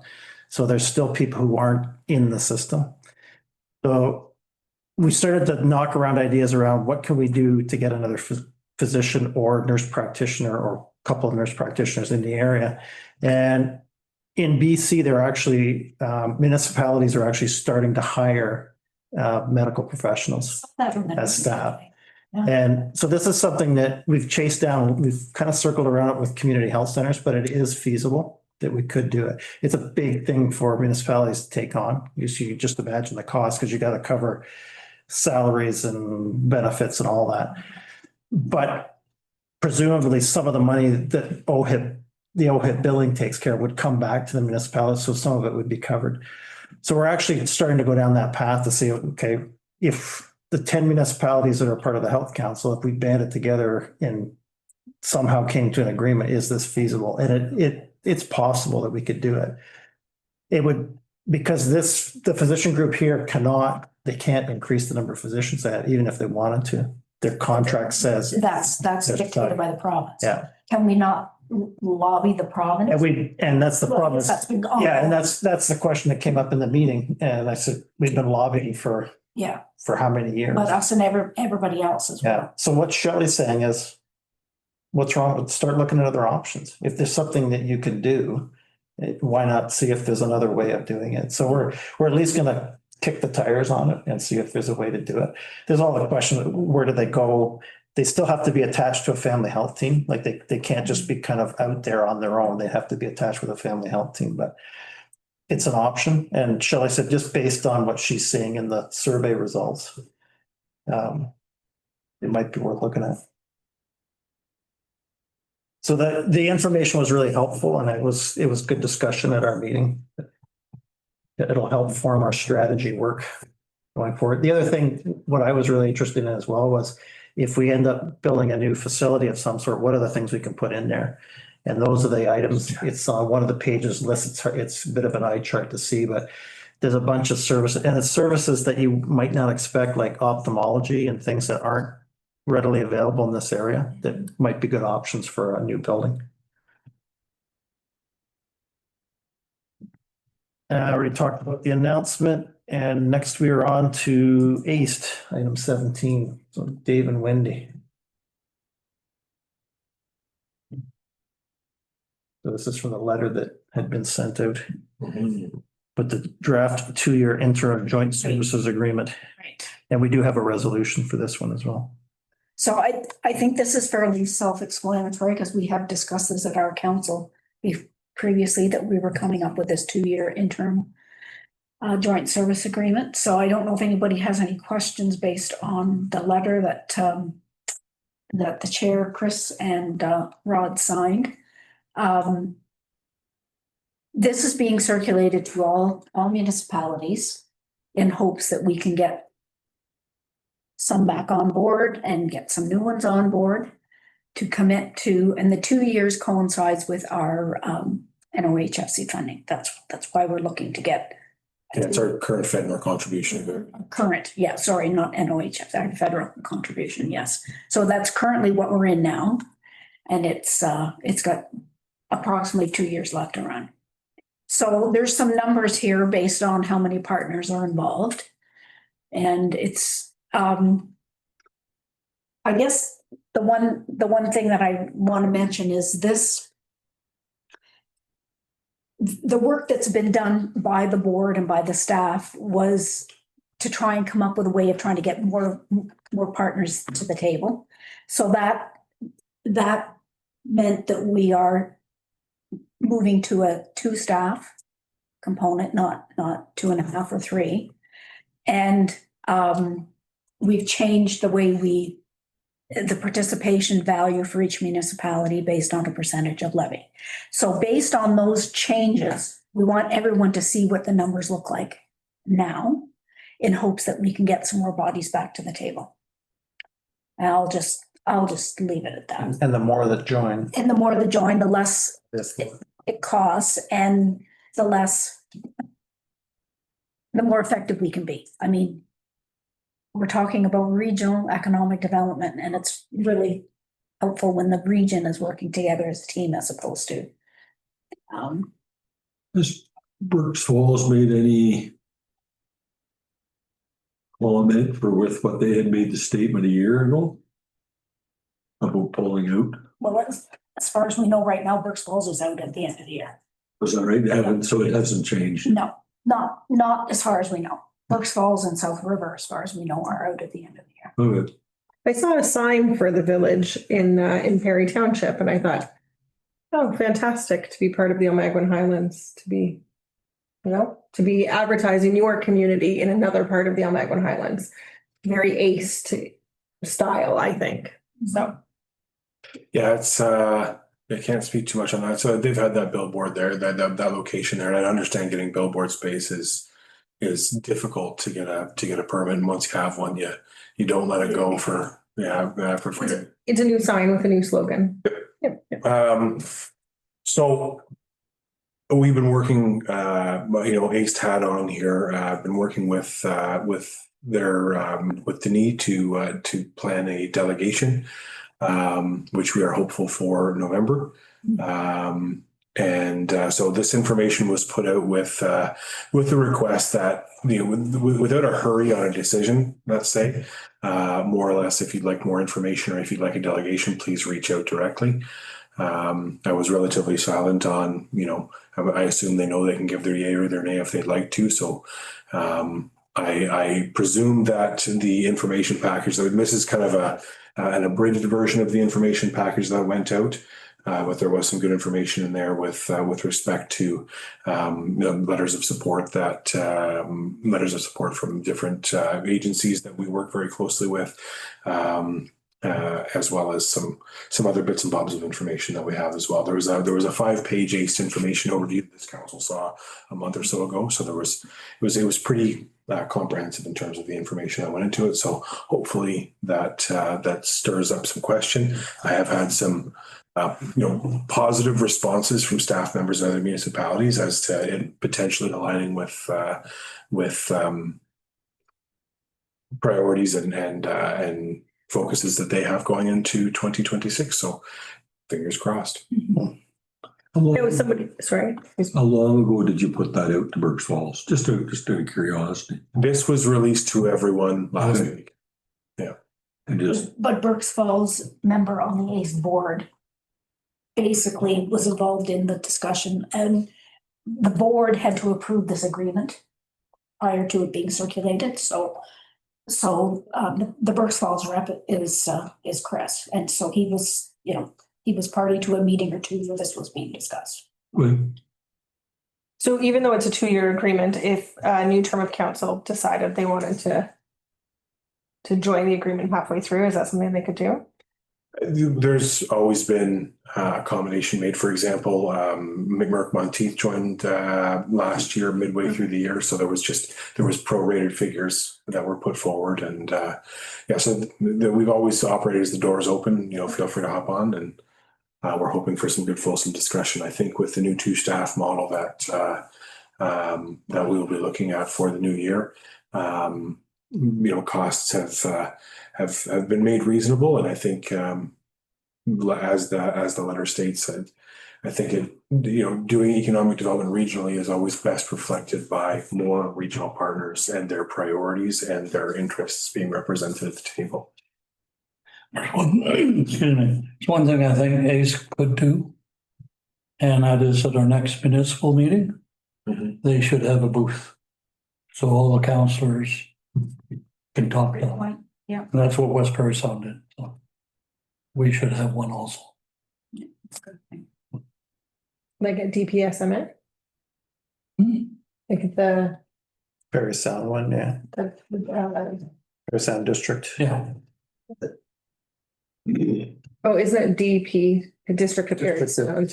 DPSMA, yeah. Where's the next meeting? It's on this side of It's the, over here in it's at Kearney, is it not? Carter. And I just think it'd be a good idea. Yeah, that's a good You idea. know, you, I think you guys have done that historically, have you not? That's right. No, I was the beauty Never had a for the age, guys. no. It's really embarrassing to have to clear this up. We've never had a booth, but I've done Oh. presentations, I think at almost, well, at least one a year. I've gone to give a presentation at, or Rod and I have tag teamed one. Yeah. But a booth would be good, actually. Yeah. Sometimes I come up with an idea. I've got her highlighted. Chair said. Based on this, we do have a resolution for this one.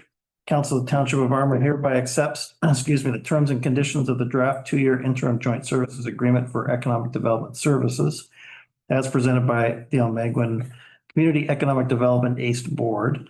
And the Township of Armour confirms its continued participation as a member municipality in the ACE program under the interim agreement, and a copy of this resolution be forwarded to the ACE Board and Director of Economic Development to confirm the Township of Armour's participation. Now, Wendy, Sure. Jerry. My hand was definitely up first, but Well, I can't you think of gotta it, learn you to can see that. get attention. Any other questions for Dave or Wendy on this one? All those in favor? You guys have absolutely proven that ACE is flexible. Yeah. How much more can you do, right? Yeah, exactly. I think that point was made in the last meeting. Okay. KCC, Armour Recreation Advisory Committee meeting of October 6th. Dorothy. Yeah, so lots of good things are still happening there. The clothing swap was last week, I think. Last week, maybe 2 weeks ago. I want to say it was last Monday. I saw pictures. It was a great turnout again, and another moneymaker. The gala is coming up.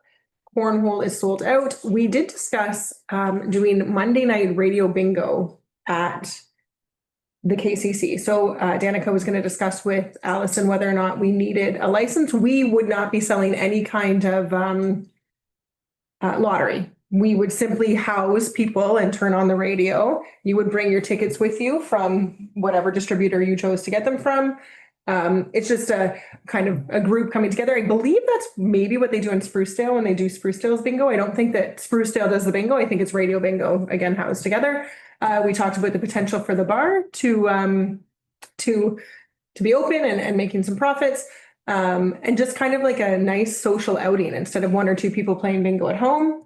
A nice opportunity for 40 or 50 people to come. There would be no charge to come there, but you would obviously be able to buy drinks or to buy food or whatnot. So that was an idea that both Danica and Melissa seemed excited about. They're doing day camp next Monday for the PD day. There's still gala tickets available from what I understand. But everything else is set up for that. Cornhole is fantastic. It's busy. It seems to be well attended. There's some events coming up for Halloween and for Christmas. They're doing a lot of cool day events, like for homeschool or like toddlers, preschool age. Different crafts and different like fun Halloween days and whatnot. And then again, they're doing that at Christmas. I think we might be doing cookies with Mrs. Claus, definitely some different Christmas activities, more craft activities. It has been decided that there will be no fitness classes happening at the KCC. It would be amazing if Perry would do that. They have a gym, it would be fantastic. It's really not the arena for physical activity, right? Like it's a community center, not a gym. I think there's great things happening in the seniors division. Yeah. Busy, exciting. Can we get, where they've got the wood fencing along the one side of the, like on the road side. Yes. Can we get a sign put on that side? Like just a simple Katrina Community Center? Because there actually is no, the sign flashes all the time, but there's nothing that says on the building that this is actually the Katrina Community Center. Oh, absolutely. Yeah, that makes. People. We did have the sign like Looking for. Roser's restoration. Roser's place. Yeah. So we could, I'll mention it to Danica, or maybe do you want to mention it? Or we could both call her right now. Yeah. We'll paper, rock, scissors in the parking lot. okay, perfect. I think that is a good idea, though. People like drive up Like, and it down. doesn't need to be a fancy logo, just the words. So that, Casino. yeah, we're here. Monday night bingo. Yeah, Also, Blake Lock not allowed. They'll break them. Oh, he can start the payroll. Yeah, that's right. Okay. Questions? have you guys all got your tickets ready for the gala? Yeah, no. I am Good. away, so I will not be attending again this year. Unfortunately, it tends to fall when we take our vacations. Says the lady who takes a minimum of 4 vacations a year. It's hard not to fall on when he's on vacation. It's amazing. Should be a good time. It was great last year. Yeah. It'll be even better this I year. didn't know who had a table, so when I registered, I just put Armour Crew. So I hope someone else puts. I did have a table. Did you? Yeah, we had room too. Oh, is that right? Yeah, make sure you get it. I thought Danica figured she could make it work. She'll make it work. It was so long ago, I can sit with anybody. She offered to set me up a private suite in the bathroom. Dinner for two. Is that the lady that I were going? Yeah, it's good. Excellent. Okay, Tri-Council informal committee meeting of October 8th. Okay. Couple things on our agenda. We discussed the tri-council process. There was some concern raised about the amount of public input we had from the floor at the last tri-council meeting. Our partners handle their meetings somewhat differently than we do. You have to be on as a delegate to speak.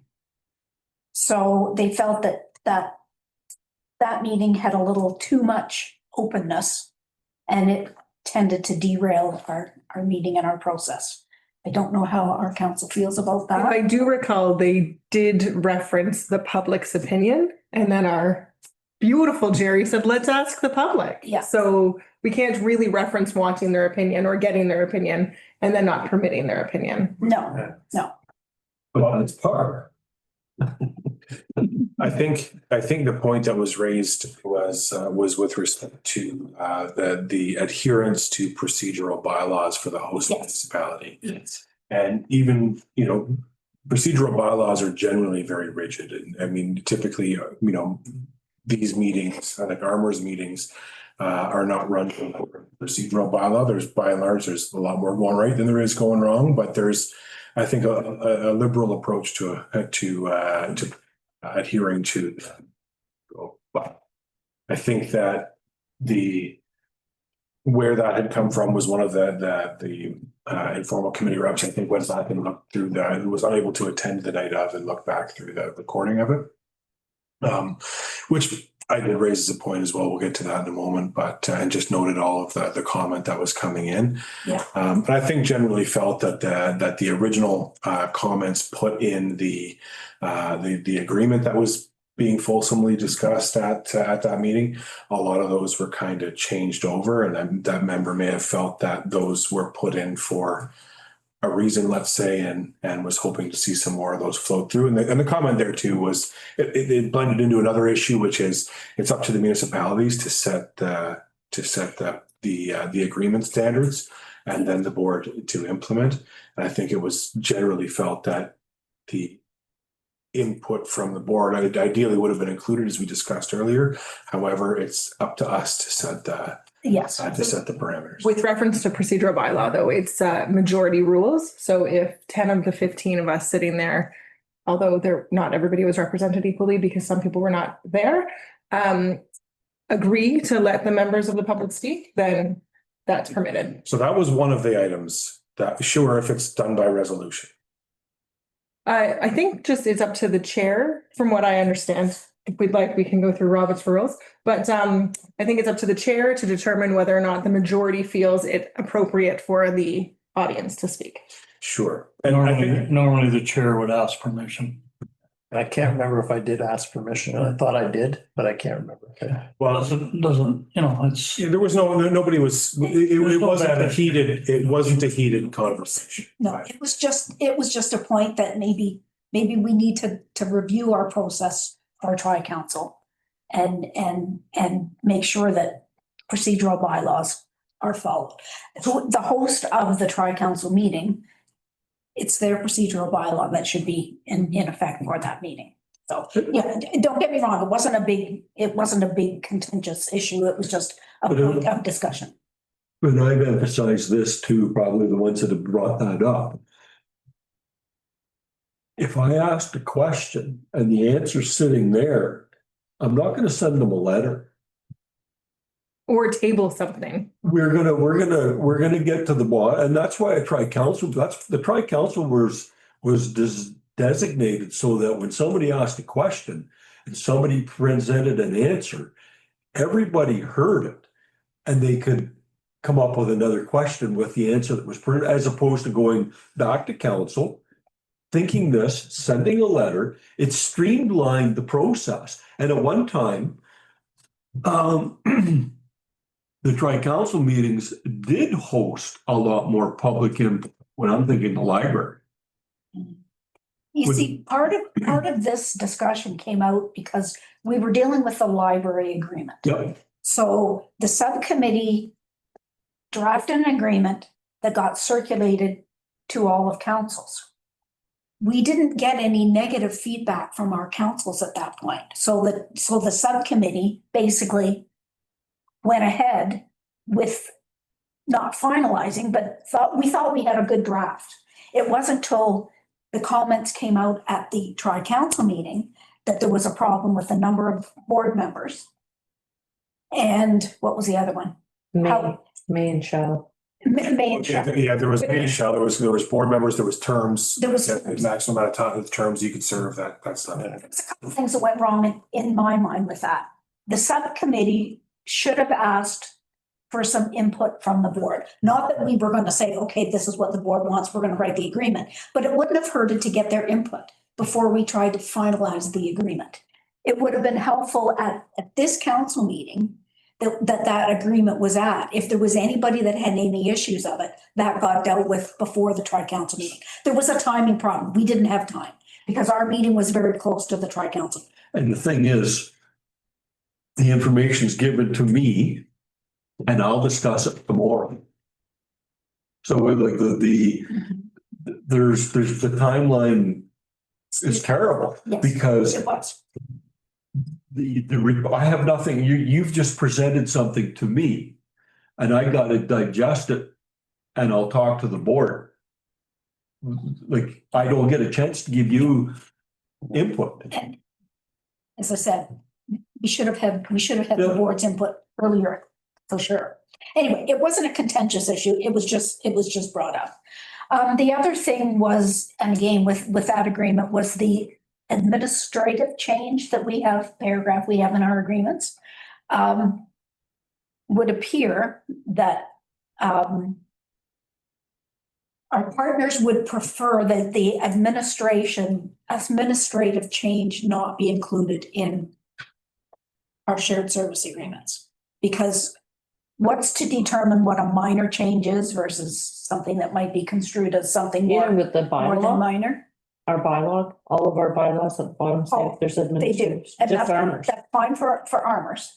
But we pass it with the bylaw. Not it's not in the agreement. It's in the bylaw wording. Well, that's where the shall and the may got changed. No, the shall and the may were to do with negotiations.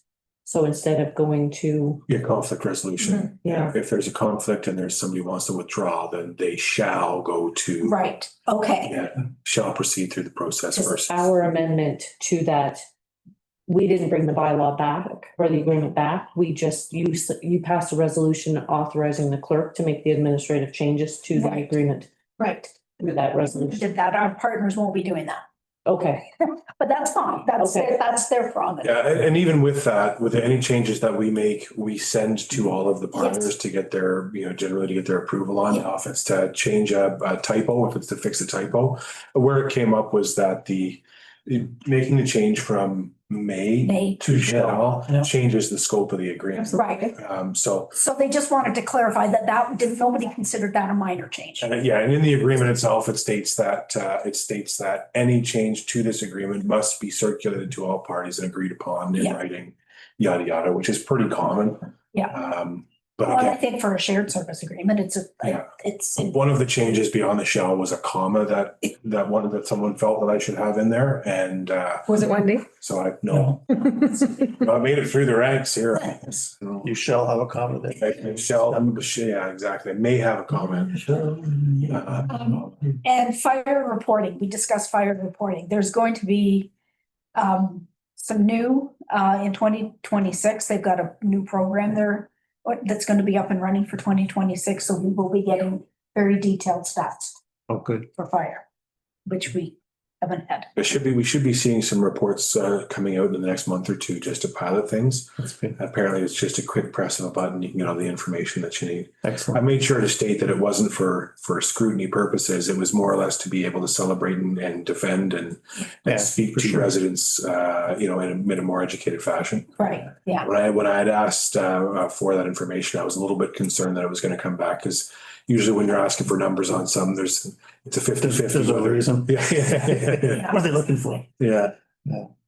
And the other comment was this subcommittee really like working together, apparently. So I know we discussed having individual committees for each of the services. It's been suggested that if everybody is agreeable to it, that we keep the same existing subcommittee that would look at all of these. Now, again, this is going to be just until a new term of council, and then it's going to be whatever it's going to be after that. But so that's just being kind of floated out there right now, whether that would be something that councils are comfortable with. So we are continuing to meet monthly. Our next meeting is November the 4th.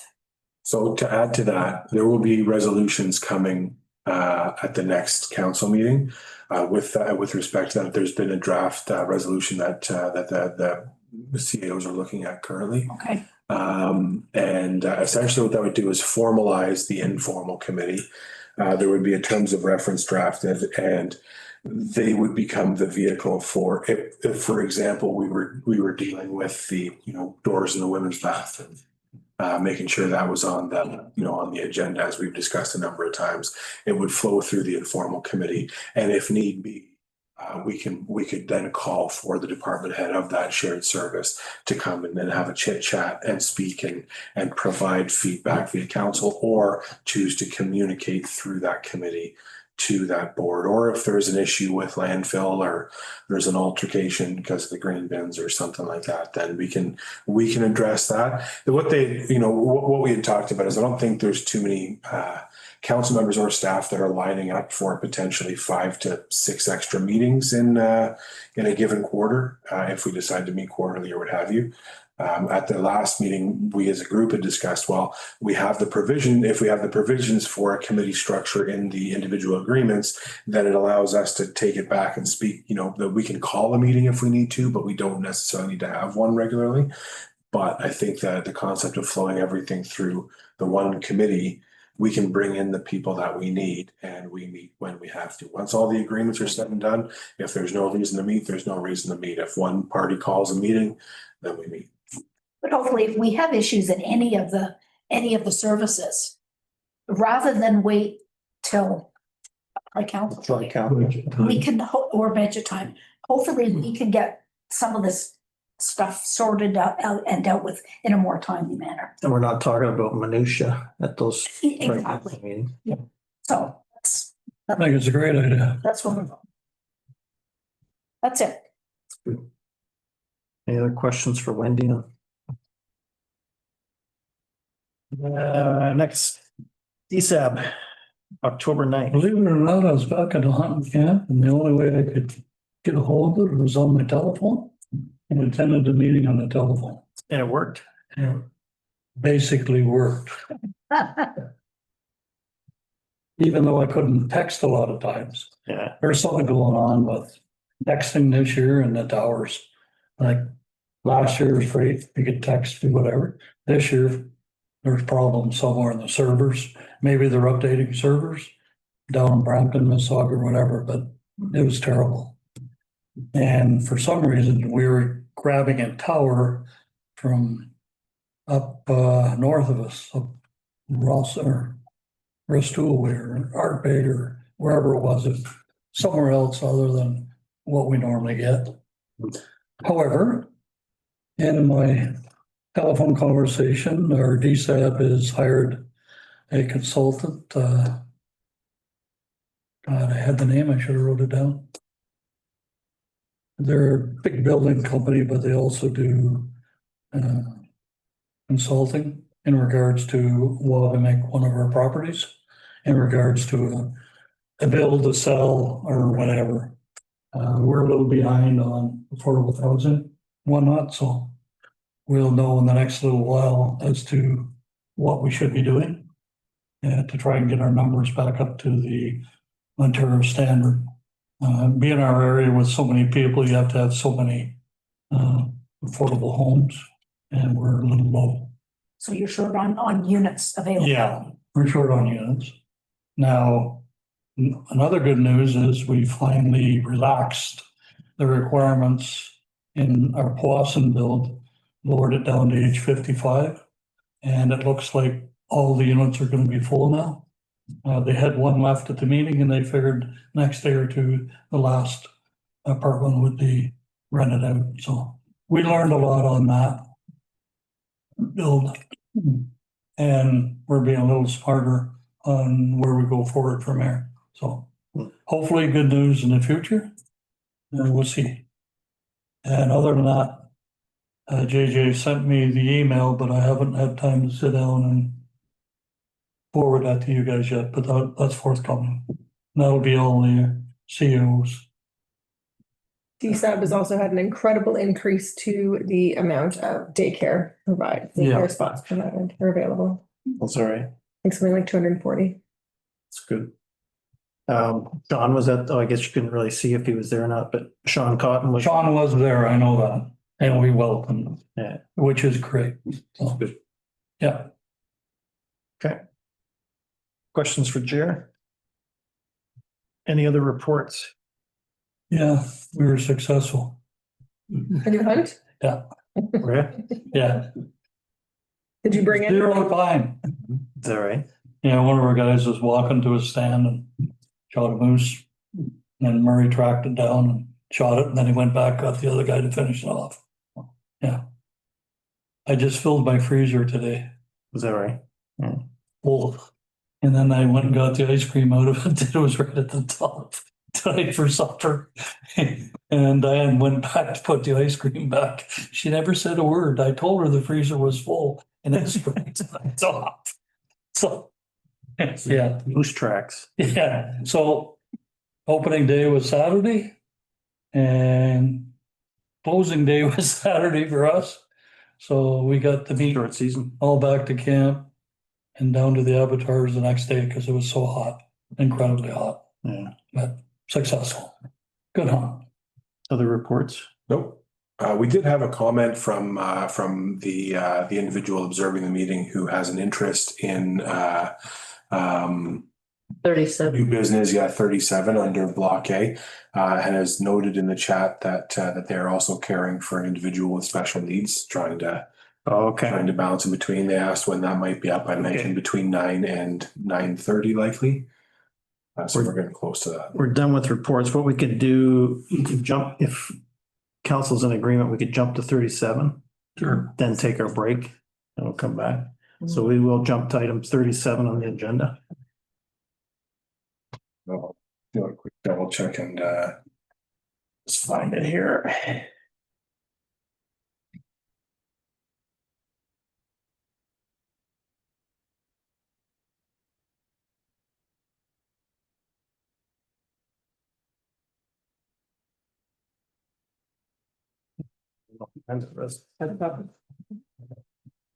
two versions of this resolution, right? Sure.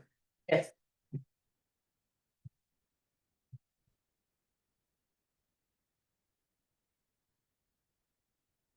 All right, so we have, should I go ahead, Dave? Yep, where we are ready to wrap. Okay. So item 37, this is the request to accept the land transfer, Plan 199 Block A. We've got a staff report from Shar here. Shar, I'll let you read this in because we have two versions of the resolution. So we'll have to have our discussion and then we'll read the resolution in. So if you can give us a bit of background on this one and then we'll Okay. discuss. So Jennifer is the property owner. If you flip to your screen, you'll see a Service Ontario.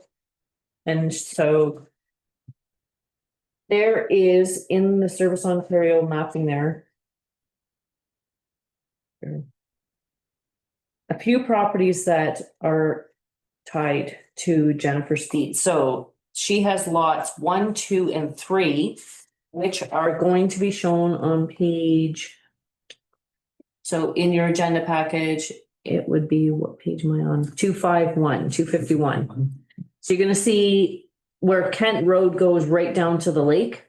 You can see there's a handwritten number 294, 0294 in pencil on the far left. Yeah. Okay, so that is lot 1, 2, and 3 from the subdivision. It didn't scan very well. So lot 1, 2, and 3 are together. Jennifer owns that, plus Kent Road that runs along the north side of the lake there, because that's a private road. And then she owns way down here, block 0310, that is block A. So ever since the subdivision was created, lots 1, 2, and 3 have now been consolidated into one pin. You get 3 tax billings for that property, but anyways, so this property down at the end was a block, and with subdivisions, blocks are always dedicated lands that are never to be developed. Usually they are deeded to municipalities at the time the subdivision was created, but you'll see in the package that this subdivision was actually one that I hadn't seen in a while. I had heard of them. So it was created through a certificate of validation, which basically means that at the time that the subdivision was created, it didn't necessarily follow the rules of the Planning Act, but because it's existed for over 40 years, it's legal. So the certificate validates the subdivision. Kent Road is private. We do not maintain it. Jennifer is asking that we assume title of Block A. And she is offering to pay the legal fees to transfer it to the township. So there's 2 resolutions that are there for consideration for council that have drafted for Rod. So the staff report is basically saying that regarding the transfer of the property be received and that council consider the property owner's request to transfer ownership of Block A to the township for no monetary consideration, subject to the following conditions: that the owner has to pay all legal and registration costs, that any outstanding property taxes on Block A be paid in full prior to the transfer, and that the township acknowledge the land status as non-developable and common area within the original subdivision is on a private road. Block A is all wetlands and floodplain, correct? Yes, it is completely floodplain and wetlands. FP 48. So what if you built above the floodplain? You can't. There's no way here. Put it on still. It's, well, with the subdivision agreement, Block A is detailed as one that's never to be developed. We have had a request in the past on another piece of property in Katrine. Similar situation. Yep. It was a piece of property that could not be developed. And the township at that time chose not to take ownership of it because he can't do anything with it either. We didn't need it for a road. If you need it for a road, it's one thing, but if we can't use it. then So it's, what was recommended before with that property was it could be donated. So Ducks Unlimited, whatever I'm not too sure, different places that you could, but there's options with it. If the township doesn't want to assume title. And there's no chance for like a park or anything, a parkette that could go there at that property. It's not, Not when you're on a private road. yeah, because you can't, you'd only get at it from the lake maybe, but Oh, yeah. And it's like it would be underwater. it is that level. Now,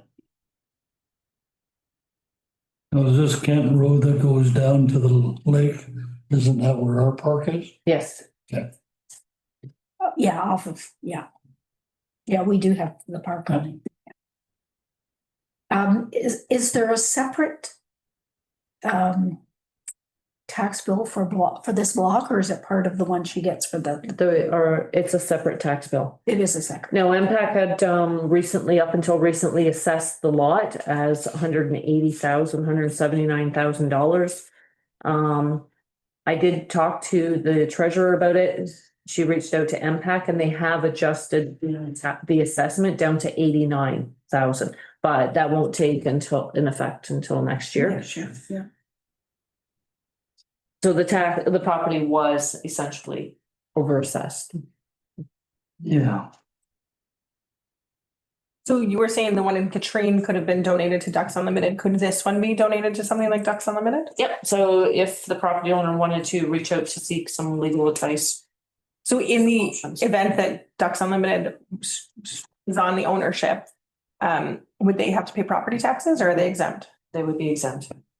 Okay, so that might be, if we're not interested, then at least it's an option for this person to I not. believe so, I think. I don't know anything about Ducks Unlimited or even the land conservatory stuff. I don't. I'm not too sure, that's something to look into, but I would think that, what about you, Jerry, you know? Well, there's a Meganawon River land trust. Magneto River land, maybe. Yeah. I don't know.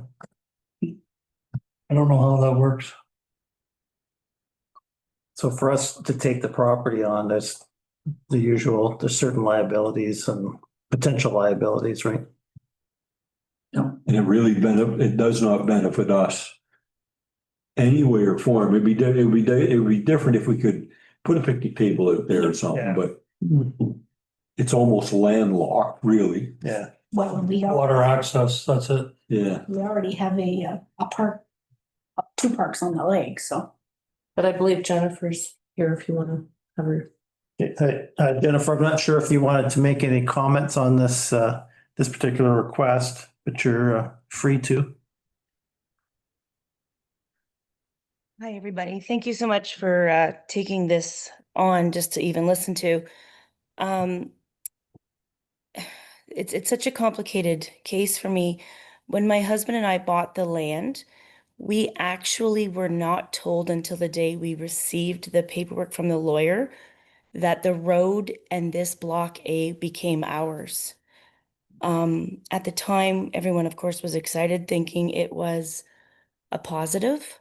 And then very quickly we learned we couldn't do anything with it. I definitely am not the human being to bring up my personal life, but I've just lost my husband a month ago. Even the reason we're talking about this is because it was brought to my attention because I'm, of course, dealing with absolutely everything at this time. And my lawyer is the one who actually told me about everything. I didn't know the details of it until a month and a half ago. So I'm not in any way trying to do anything to try to play sympathy or anything, but I can't even sell it. I can't do anything with it. And if your decision is to just keep it as it is, then it is what it is. I think the part that I loved was that at least someone made the taxes half of what it was, because it was crazy. I think it was, I can't remember the number off the top of my head right now, but I think 1,800 or 1,300, something like that. The other 3 properties are beautiful and we're going to try to do some things with it, or I might have to sell just with my life the way that it has turned out. So I just wanted to ask if we can give it back, or not give it back, but to somehow figure out a way to do this. Life has taken a pretty drastic change for myself. And I just wanted to figure something out if I could. Now, the Ducks Unlimited is a lovely idea that I didn't know about as I was listening to you guys.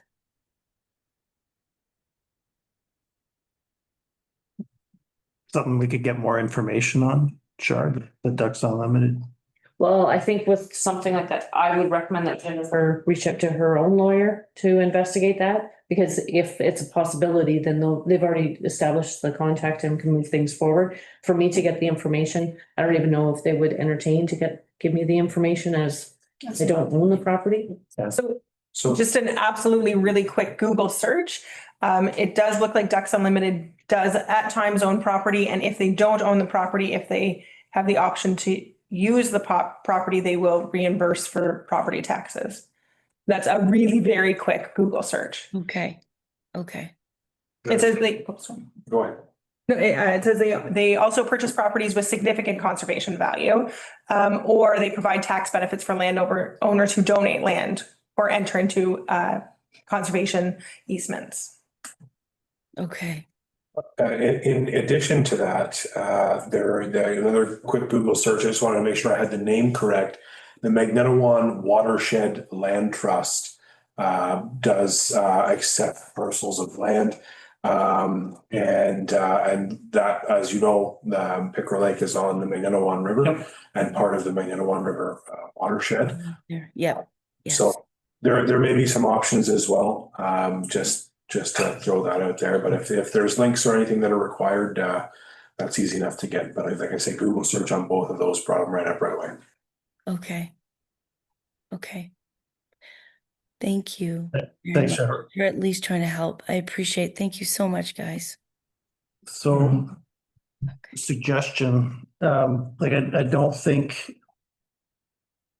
council's comfortable with taking on this property because it doesn't really serve a purpose for us. But what we can suggest, Jennifer, is if you could circle back to your lawyer, check into some of these other options. If you hit a roadblock, then you're welcome to come back to council again. Sorry, Have the discussion again. really quick, the property right beside it, Jennifer does not own that, 408. 308. I see 398 and then I see maybe it's 400. No, 308 would not. That's a budding property.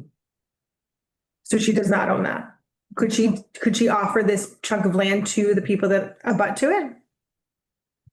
She could. There's nothing stopping it, but as long as they're aware that they'd never be able to develop it. It would just increase their property size. As it stands, everybody in that subdivision automatically in their legal descriptions say that they have right to access to that block because it's an area. So, but if they wanted to take legal ownership of it, They would take legal ownership, but not.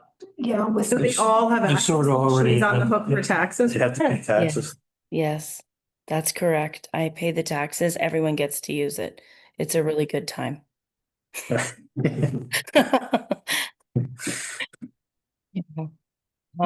And we didn't know, truthfully, we didn't even know about the road until we were in front of the lawyer. So we were excited thinking we would do something with it, but it turns out you can't. Just because of the rules. We'll potentially offer it to the neighbor. They might be interested in just increasing their land. They can't develop it, but they would then own that much more water frontage. It's actually the largest on the subdivision, interestingly enough. That's true. And that property's for sale right now. Yeah, okay. So there's a few options that your lawyer might be able to look into, Jennifer. So one is, as we mentioned, the Conservation Authority idea. Yes. The adjacent property owner idea that Dorothy has mentioned. And the other thing that I've got a note here is that you could retain the property under a registered conservation easement. And that might give you relief on the tax side, but I wouldn't even pretend to understand what that means. That's a legal question. Your lawyer would have to look into it. Can you say that again? I just have a family member here writing that down. An easement on. So this would be, you would retain the property under a registered conservation easement. Okay, thank you so much. That might be another option. But again, that's a lawyer question. That's a lawyer question. Okay. And because this was done more than 40 years ago, it stands. There's no It can't be now divided amongst all the properties or anything else? Oh, no, the subdivision was created in like in the forties or fifties. Okay. When that was passed, that validation title was. Other comments, questions? So we're in agreement. So this is the one where we're having to decline the offer. I would think that's the route. Yeah.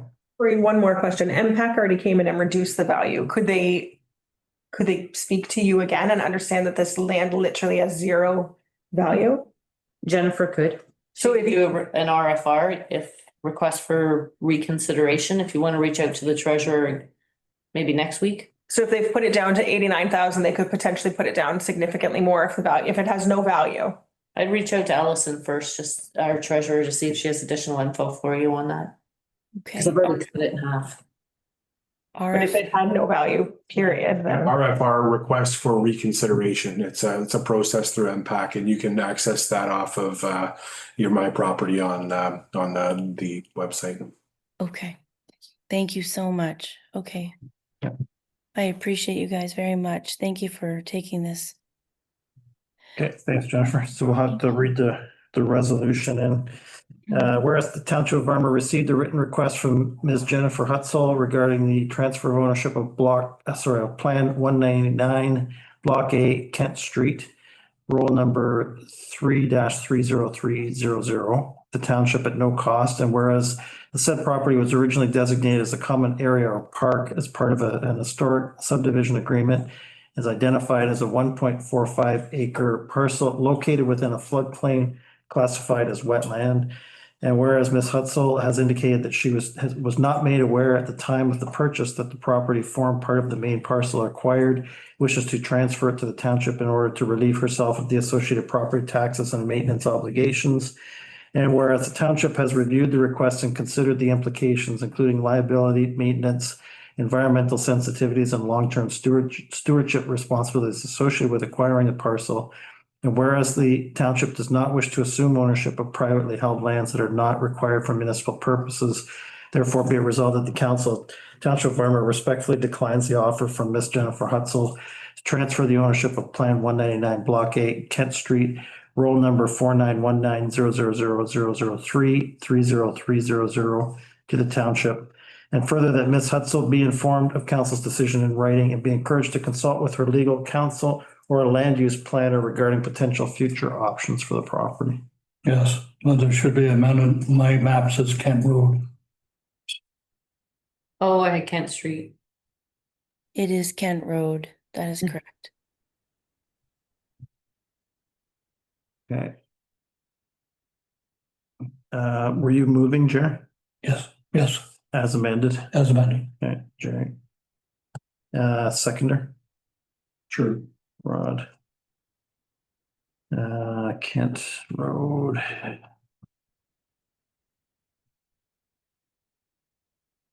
Any other questions, comments? You gotta read it all over again now. It's not happening. Nobody wants to hear that.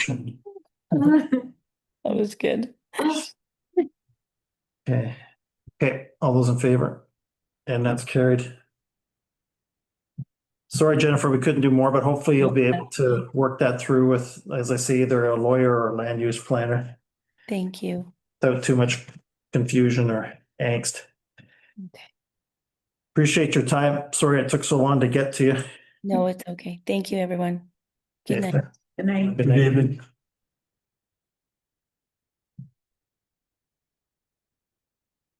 Okay, we're back up to correspondence. So let's take our break until 9:25.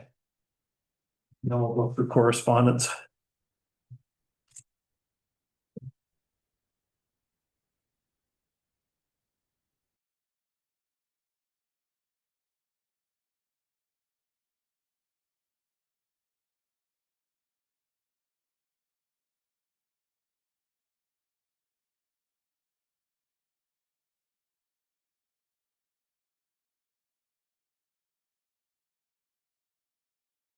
Few resolutions as we go through that. First up, the Council Township of Armour supports the city of Dryden and respectfully urges the government of Ontario through the Ministry of Education to incorporate mandatory water safety and swim to survive training into elementary school curriculum for all Ontario students. Like the idea. Would you like to move it? Sure. I just can't see where would you teach them? I'm not sure how feasible it is, but Huntsville Pool does swim to survive. Lessons with grade threes, I believe. Is it grade three, Dave, that they all go down to the pool for just, Couldn't tell you. I don't know if every school in near north does it, but some certainly do. Would depend on where you are. We didn't have anything for the Aura. At Atlanta Lakes, I don't think. Is she in grade four? Yep. It might be grade five then. We have a second there. Wendy. All those in favor? We'll support it best of. You know what? It's not grade five. Land of Lakes doesn't do it, I don't think.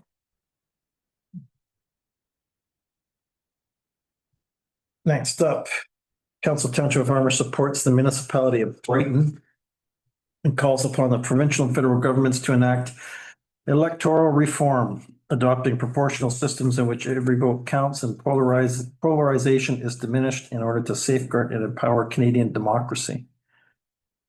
This one's been talked about a few times. Any movers? Excuse my ignorance. Does every vote not count now? It's first past the polls currently, which means it's not proportional. So even though a candidate, I mean, how does this work? A candidate or parties could be getting substantial number of votes. They're not getting elected proportion. Oh, now I'm understanding why, because the seat like doesn't. Okay. Justin Trudeau had promised to bring this in and it never. that's been talked about. So we can take another kick at it. And I'm sure our resolution will help. No takers? I don't feel strongly one way or the other, so. That was cool. Do we want to defeat it or do we just want to table it? Ignore it. Okay. Down the hatch.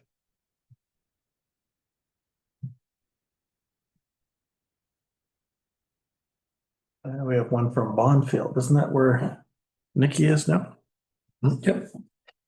Council Township of Armour supports the Township of Bondfield and urges the Canadian Union of Postal Workers and the federal government to promptly return to the negotiating table and calls upon CUPW to reconsider the suspension of flyer deliveries, including municipal communications, to ensure the continued dissemination of critical community information. Well, they're back. They're rotating strikes now. It's rotating, but I don't think they're No flyers, doing flyers yet. no Heritage Day flyers. They didn't, no. Can I get a mover? I'll move it. Sure, I'll second it. Yeah. All those in favor? Do we want a recorded vote?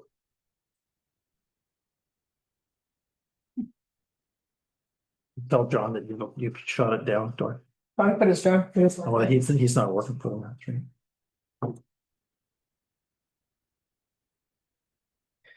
Council Township of Armour supports the Township of Woolwich and calls on the Government of Ontario and the Minister of Indigenous Services to reintroduce legislation to ensure First Nations have the right to clean and safe drinking water in the same form as Bill C-61, and calls on the Government of Ontario and the Minister of the Environment, Conservation and Parks to support this important federal legislation. Dorothy? Sure. Wendy? I still can't believe that they don't have safe drinking water. I'm in zero way concerned about flyers. I'm very concerned about water in Ontario. Okay, all those in favor? Carried.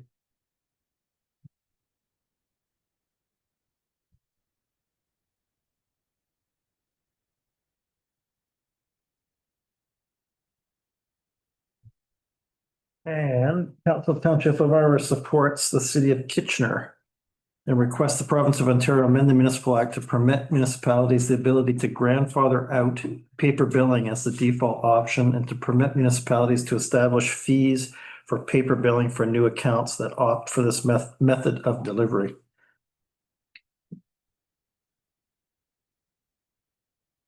Anybody interested in moving that one? I don't think it's for tax billing. I think it's for like water billing. Water bills. Because it speaks to new accounts. I'm sure that one will fly up here. No interest? We're not a very supportive crew today. No. Thanksgiving's over. Okay. Nope, Bills. right? Reviewed that one. I'm jumping all over my heads here. Council Township of Armour supports the Niagara region and advocates that the province of Ontario adopt a coordinated approach between the Ministry of Health, the Ministry of Municipal Affairs and Housing, and the Ministry of Children, Community and Social Services to address the ongoing challenges related to mental health, homelessness, and opioid addiction. And further, council formally advocates for increased provincial funding to address identified gaps in programs and services contributing to the state of emergency, including affordable housing, supportive housing, addiction treatment, and mental health supports for vulnerable populations. Got Wendy and I got Dorothy. All those in favor? Okay, carried.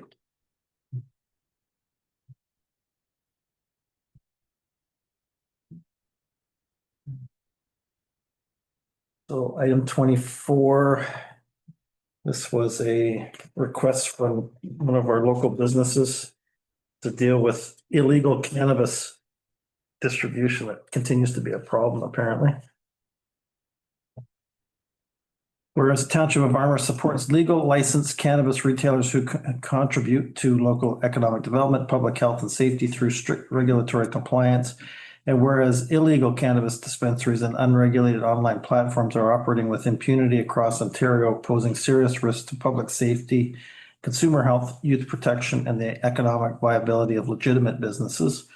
And where these illicit operations undermine the significant investments made by licensed cannabis retailers.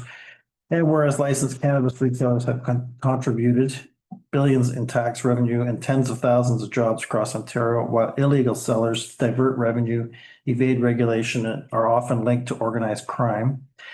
And whereas other provinces such as BC, Alberta, New Brunswick, and Quebec have demonstrated that coordinated enforcement efforts can effectively dismantle illegal cannabis operation. Now, therefore, be it resolved, the Council Township of Armour strongly urges the government of Ontario to prioritize enforcement against illegal cannabis operations as a matter of public safety and economic fairness, strengthen coordination among provincial, municipal, and regulatory enforcement bodies, hold accountable landlords, payment processors, and digital platforms that enable illegal operators, and establish a dedicated community safety unit under the Ministry of the Solicitor General to enforce compliance with the Cannabis Control and Licensing Act. And further, that this resolution be forwarded to Premier Doug Ford, Attorney General Doug Downey, MPP Creedon Smith, AMO, Alcohol Gaming Commissions of Ontario, and petitioner Sherry Norman. Dorothy. Seconder. Wendy. Those in favor? Speak in regards to the target of the enablers. How are you gonna hold landlords accountable for somebody doing illegal activity? If it's a storefront, you're selling illegally through a storefront, maybe not a homeowner, but This doesn't say that it's a store, could be somebody on the well, street. it speaks to online. Yeah, leased distribution facilities. Yeah. Because yes, I was like, if you're renting you a house and you were selling drugs at it, I Yeah, wouldn't necessarily be, and a landlord would not want that because there's environment like implications too, No. right? For No, renting you a wouldn't house. need that. I think it's more if somebody's knowingly renting a retail space.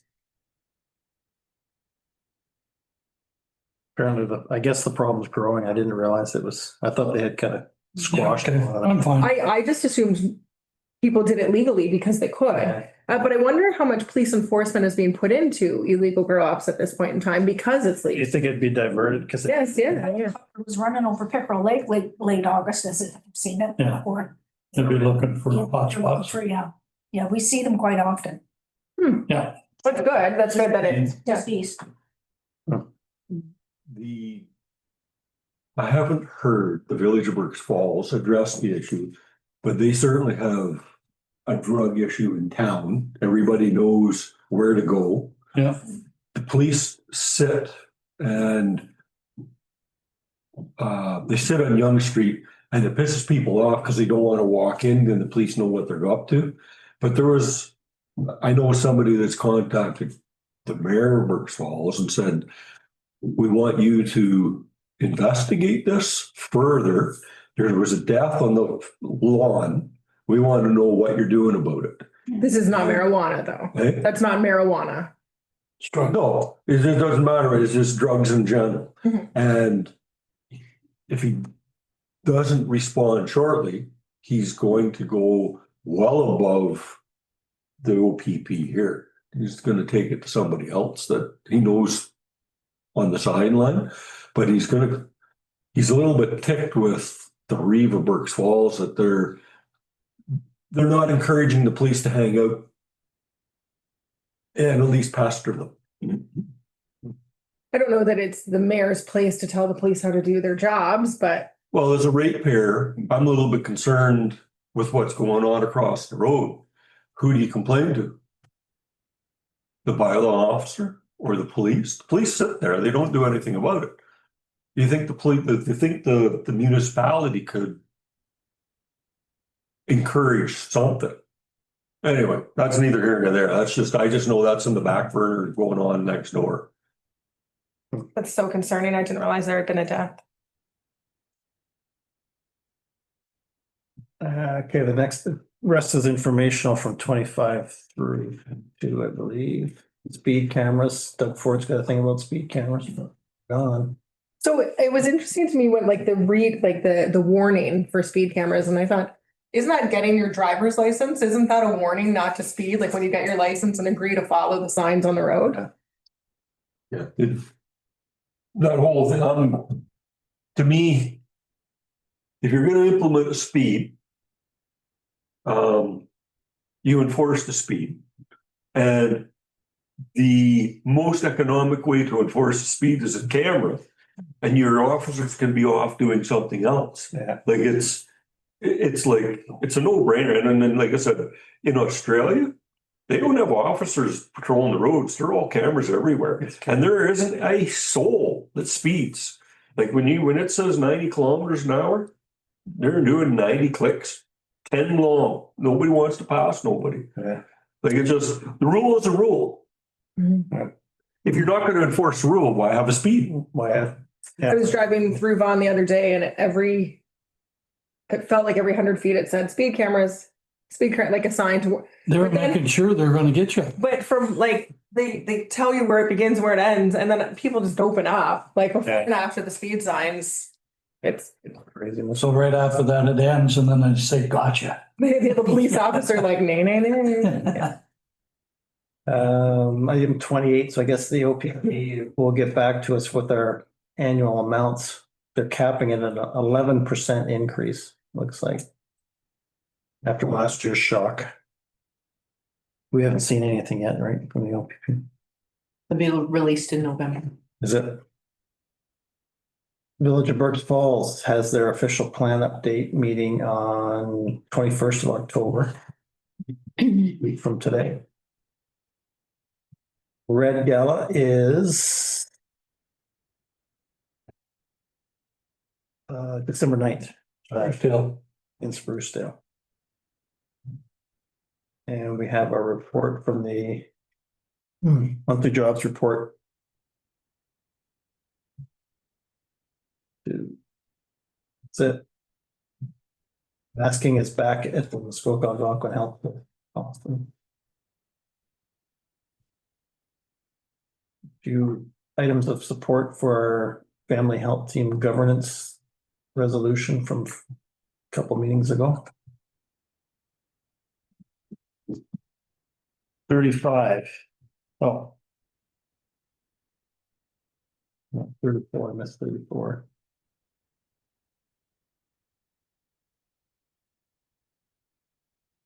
The strategic plan survey results, it says 35. Oh, it is 35. 34, we had the circular materials resolutions of support from a couple municipalities. Yeah. Oh, that's what it was. Okay. That's what I skipped over. I love number 5. My mom owns property in Armour and I visit often. Yeah, and I'll just put for the record that these are just the raw survey results coming out with any personal information redacted. There was a couple of questions at the end that collected some email addresses and so on and so forth. So no comment at this point. I just felt the survey was over so we could release the information to the public while we go back and digest it. So we can take a look at this as we get further on in strategic planning, but it's not in the interest of timing and the fact that quite a few people invested their time to complete the survey. We would circulate the responses. What was our number again on responses? So we had a total of 128, 88 of those being from Armour Township. And you can see the spread there actually on the first page. That's not bad, actually.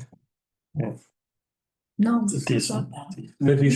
A much higher retired rate than I had anticipated.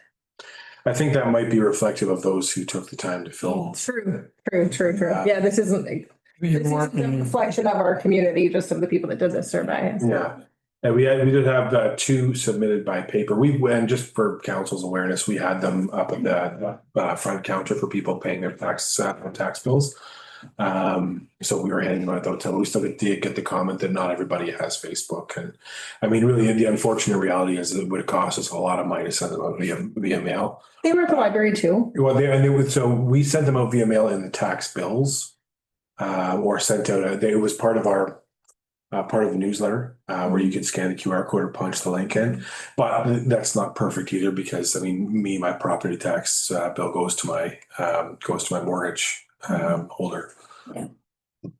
But anyway, so it's a big chunk of paper. There's good information there. It's a lot. We did get a lot of comments. I found by and large those who completed the survey took the time to fill in a lot of the qualitative questions and answers. So. Just casual reading material, and I think there weren't an overwhelming amount of extremely dissatisfieds across the board, which was promising. I don't know, 2.8 average rating for the township, good value for tax dollars. That's not very good. Well, it was at a 5. It's still on the right side of the Still pass. I'm on 4. When you look into the more investment side of things, and when you look into everything else, like it's No, it's pretty good. There's a lot of information. Yeah, it was an interesting read through. Okay, item 36. Agenda. So this is the industrial park entrance. Request for quote. Yes. So that was done by Tulloch. So obviously, just a quick background, we do have a permit for that through the MTO that was issued in 2017.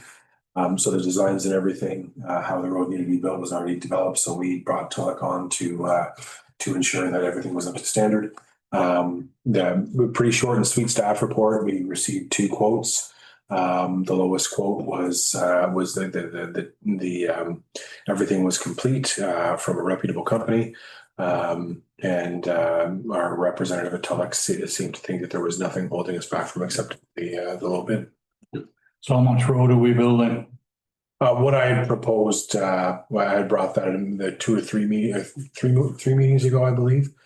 So I don't know the overall meters of it, but it was Just straight in? Straight in with a turnaround, yeah.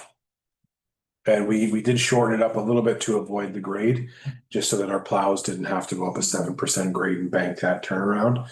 I didn't want to create anything, as we discussed, I didn't want to create anything more in the event that, somebody else might want a different. somebody else might want a different, they may destroy it. It's right here, we can pull a tractor trailer and a float off and people can get on and start moving earth around when the property sells. Okay, so we have a resolution for this one. Council Township of Armour accept the staff report Highway 520 Industrial Park entrance request for quote results from the CAO regarding construction of an entrance roadway to Highway 520 Industrial Park. Furthermore, Township awards the project to Fowler Construction Company Limited in the amount of $207,109.88 plus HST. Dorothy.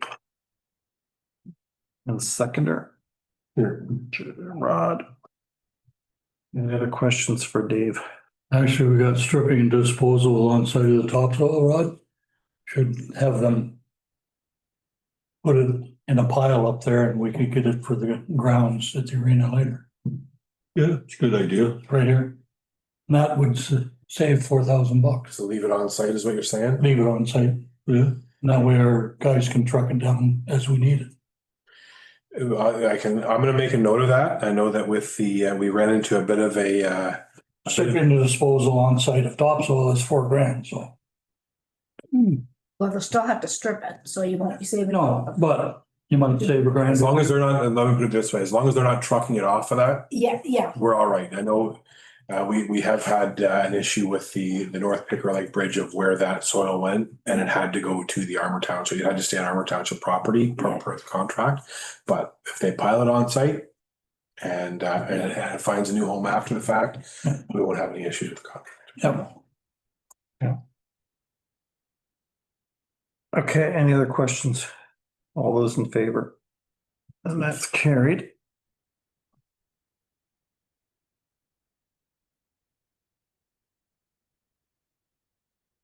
$37, we've already talked about.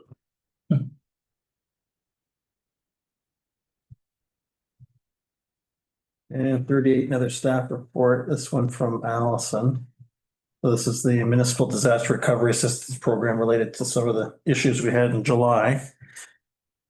And I'll read in the resolution. It reports on is item number 38. Staff report from the treasurer dated October 14, 2025 be received. And that council authorized the submission of a request to the Ministry of Municipal Affairs and Housing for financial assistance. Excuse me. Under the Municipal Disaster Recovery Assistance MDRA program for eligible costs arising from the severe rainfall and flooding event of July 6, 7, 2025. And whereas the Municipal Corporation of Township of Armour experienced a severe rainfall and flooding event on July 6 and 7, 2025, resulting in incremental operating and capital costs. And whereas the costs related to the municipal response and recovery efforts exceeded the approved 2025 budget, now therefore be it resolved, Council of the Municipal Corporation of the Township of Armour hereby requests the Minister of Municipal Affairs and Housing to activate the Municipal Disaster Recovery Assistance Program, and further that Allison McGregor, Treasurer, is given delegated authority to verify and attest to the accuracy of the claim submitted as part of the MDRA application. Dorothy moves, Jim seconds. All those in favor? Let's go for the money.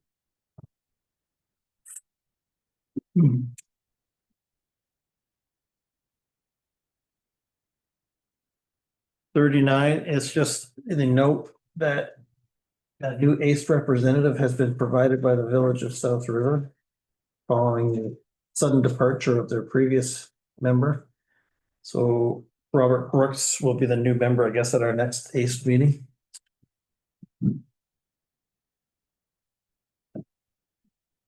Last item, tri-council meeting. Can't believe we have another tri-council meeting coming out. Seems like we just had one. October 27th. Any agenda items that we want to add?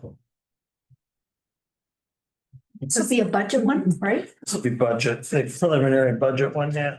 Who's hosting this one? Village. Just falls. Yeah, it falls. Had guarantee the tents will be on the agenda. So you just want Any agenda item. budgets?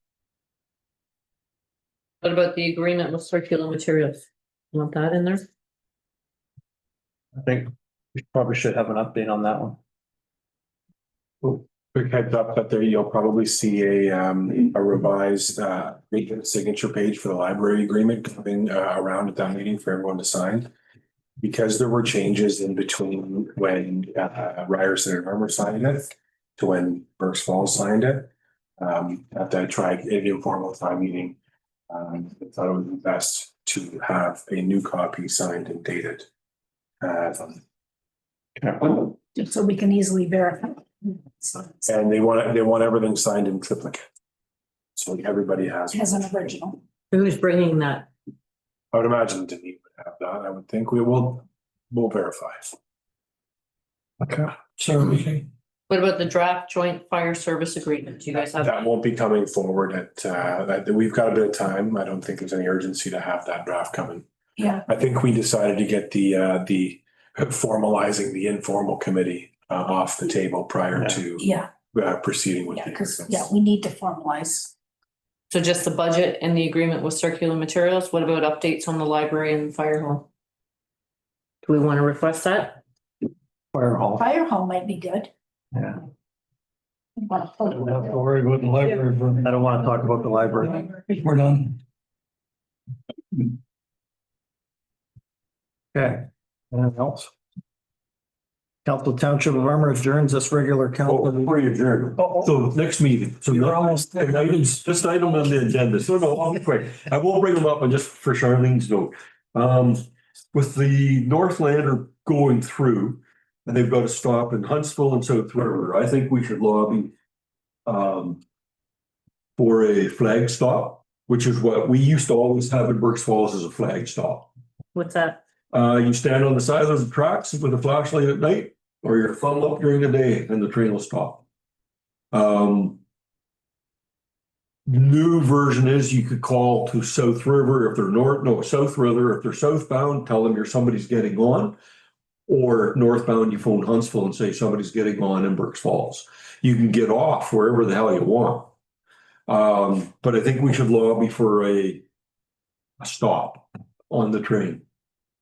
Little phone booth. Nice little phone booth. It's just, if we don't ask now, they're already making I've read where the proposals are going to be, Huntsville and South River. People that are going to take the train have to find a drive to South River or a ride to friggin' Huntsville. And the train used to be at 10 o'clock at night. So, but is there a designated spot, or you just stand anywhere along the train tracks? They'll make a spot down probably right where. Right by the corner? Yeah, right where the corner is. So there's a designated area, which would be like train stop. There'll be a post there. There's a whistle stop. It used to be called a flag stop. That's why the Burks Falls never had a train stop. It was a flag stop. All right. We'll chat about the sidewalk again. So I got you. You weren't at the last